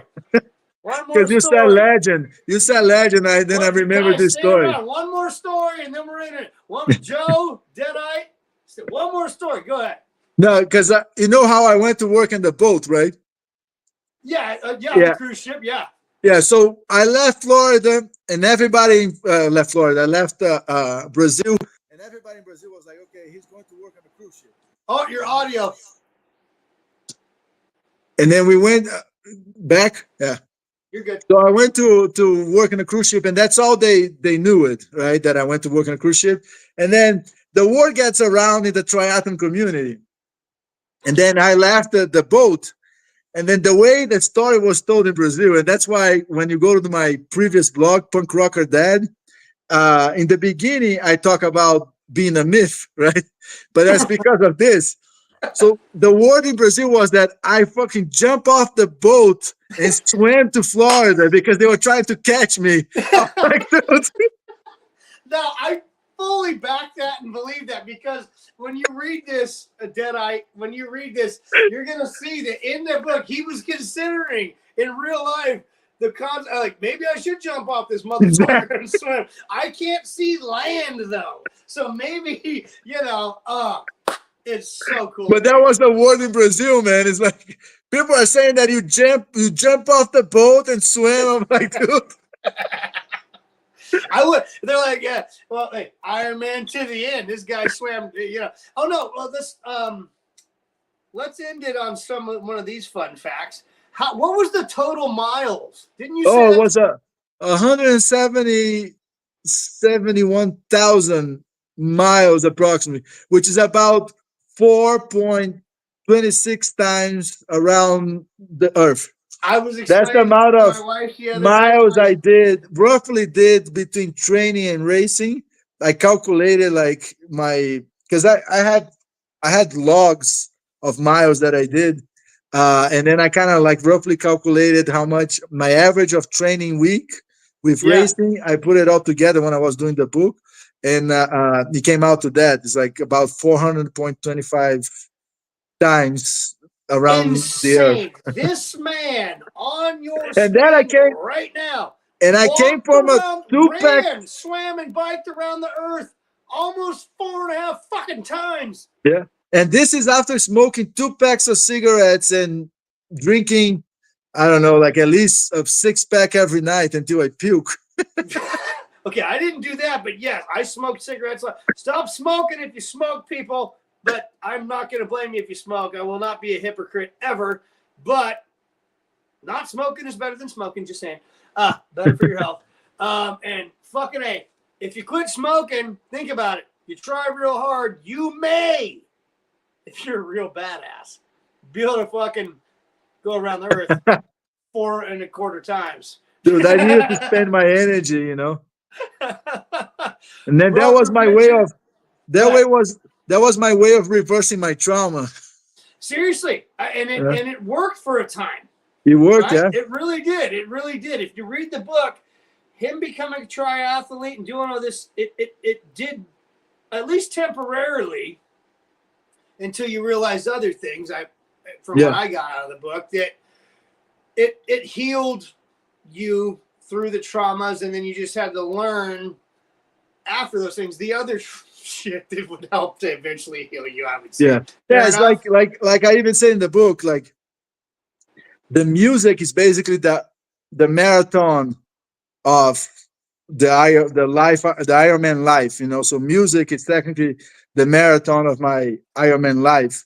And Ironman, it was the swim and the bike where I kind of understood the trauma, and then the marathon is pretty much getting out of trauma and living my healing, or whatever you want to call it, like Totally. living basically living the dream, but living trauma free in a sense, like But as long learning as how I to do deal with this, it. Yeah.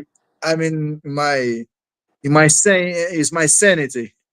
Your sanity went through several levels of trauma, I would say, and healing throughout because sometimes the triathlon was detrimental to that, I would say, because you would because overtrain. it became an obsession, and then You were just I filling overdid the with the void. diet, I overdid It's with an addiction. it's an addiction. I'm an addict. Always, for the rest of my life, I'll be in recovery, no matter what. You know what I mean? We all are as addicts, But to me, again, you just find that next thing, So that next thing for you and like me, it's music, and we always had the music, but now that we're in our mid-40s and we have a little more time, we have maybe time for music and stuff. Yeah. So, and the music always soothes the soul. Music will always soothe the soul, no like matter that what you Offspring like. song. That's right. Music suits even the savage beasts. It fucking will. Goddamn right. Well, on that note, don't go away. I think we'll end the live. Let's have a little bit of a conversation after, if you're cool with that. Let's end this real quick. Are you okay with that? Check out Richard Wygand, PUNKASTE TV, Darth Reru, my friend, my brother, from a Brazilian mother and a Jersey father. Richard Wygand, currently residing in the mighty state of Colorado, out there skating bowls, smoking them sometimes, and taking really good care of his kids and being a good husband to his wife Carol. Richard Wygand, it was an honor to have you on the channel, my friend. Man, I'm honored to come here, and then look, your words, man, like it means a lot to me, man. I'll be honest, especially like being canceled left and right since I started writing this book in my blog in 2018, and dude, be here and listening to your awesome words about me, and especially coming from somebody that read my book twice. That is I did, for real. Yeah, that is awesome, man. I really appreciate that, and I made it made it all the effort that I put it into worth it. I'll be honest, man, because I didn't do it about the money. I don't do it about the money. I do it to help out people, and out of good heart, and that's worth it, man. That means a lot to me, dude. I love your words. You're an amazing human. This book, I appreciate it, man. You can relate to this. If you've had trauma, religion, all that stuff, it's all in here, folks. Metal, all of it. Go check it out. Amazon, right? Yeah. Amazon. All right, go to my website, punkaste.com. It's easy. Punkaste.com. It's easy to remember. Hell yeah. And remember, the punk in me honors the punk in you. PUNKASTE. Let's end it on this. Let's do a PUNKASTE. PUNKASTE, yeah. Hell yeah. Later, everybody. Later, man.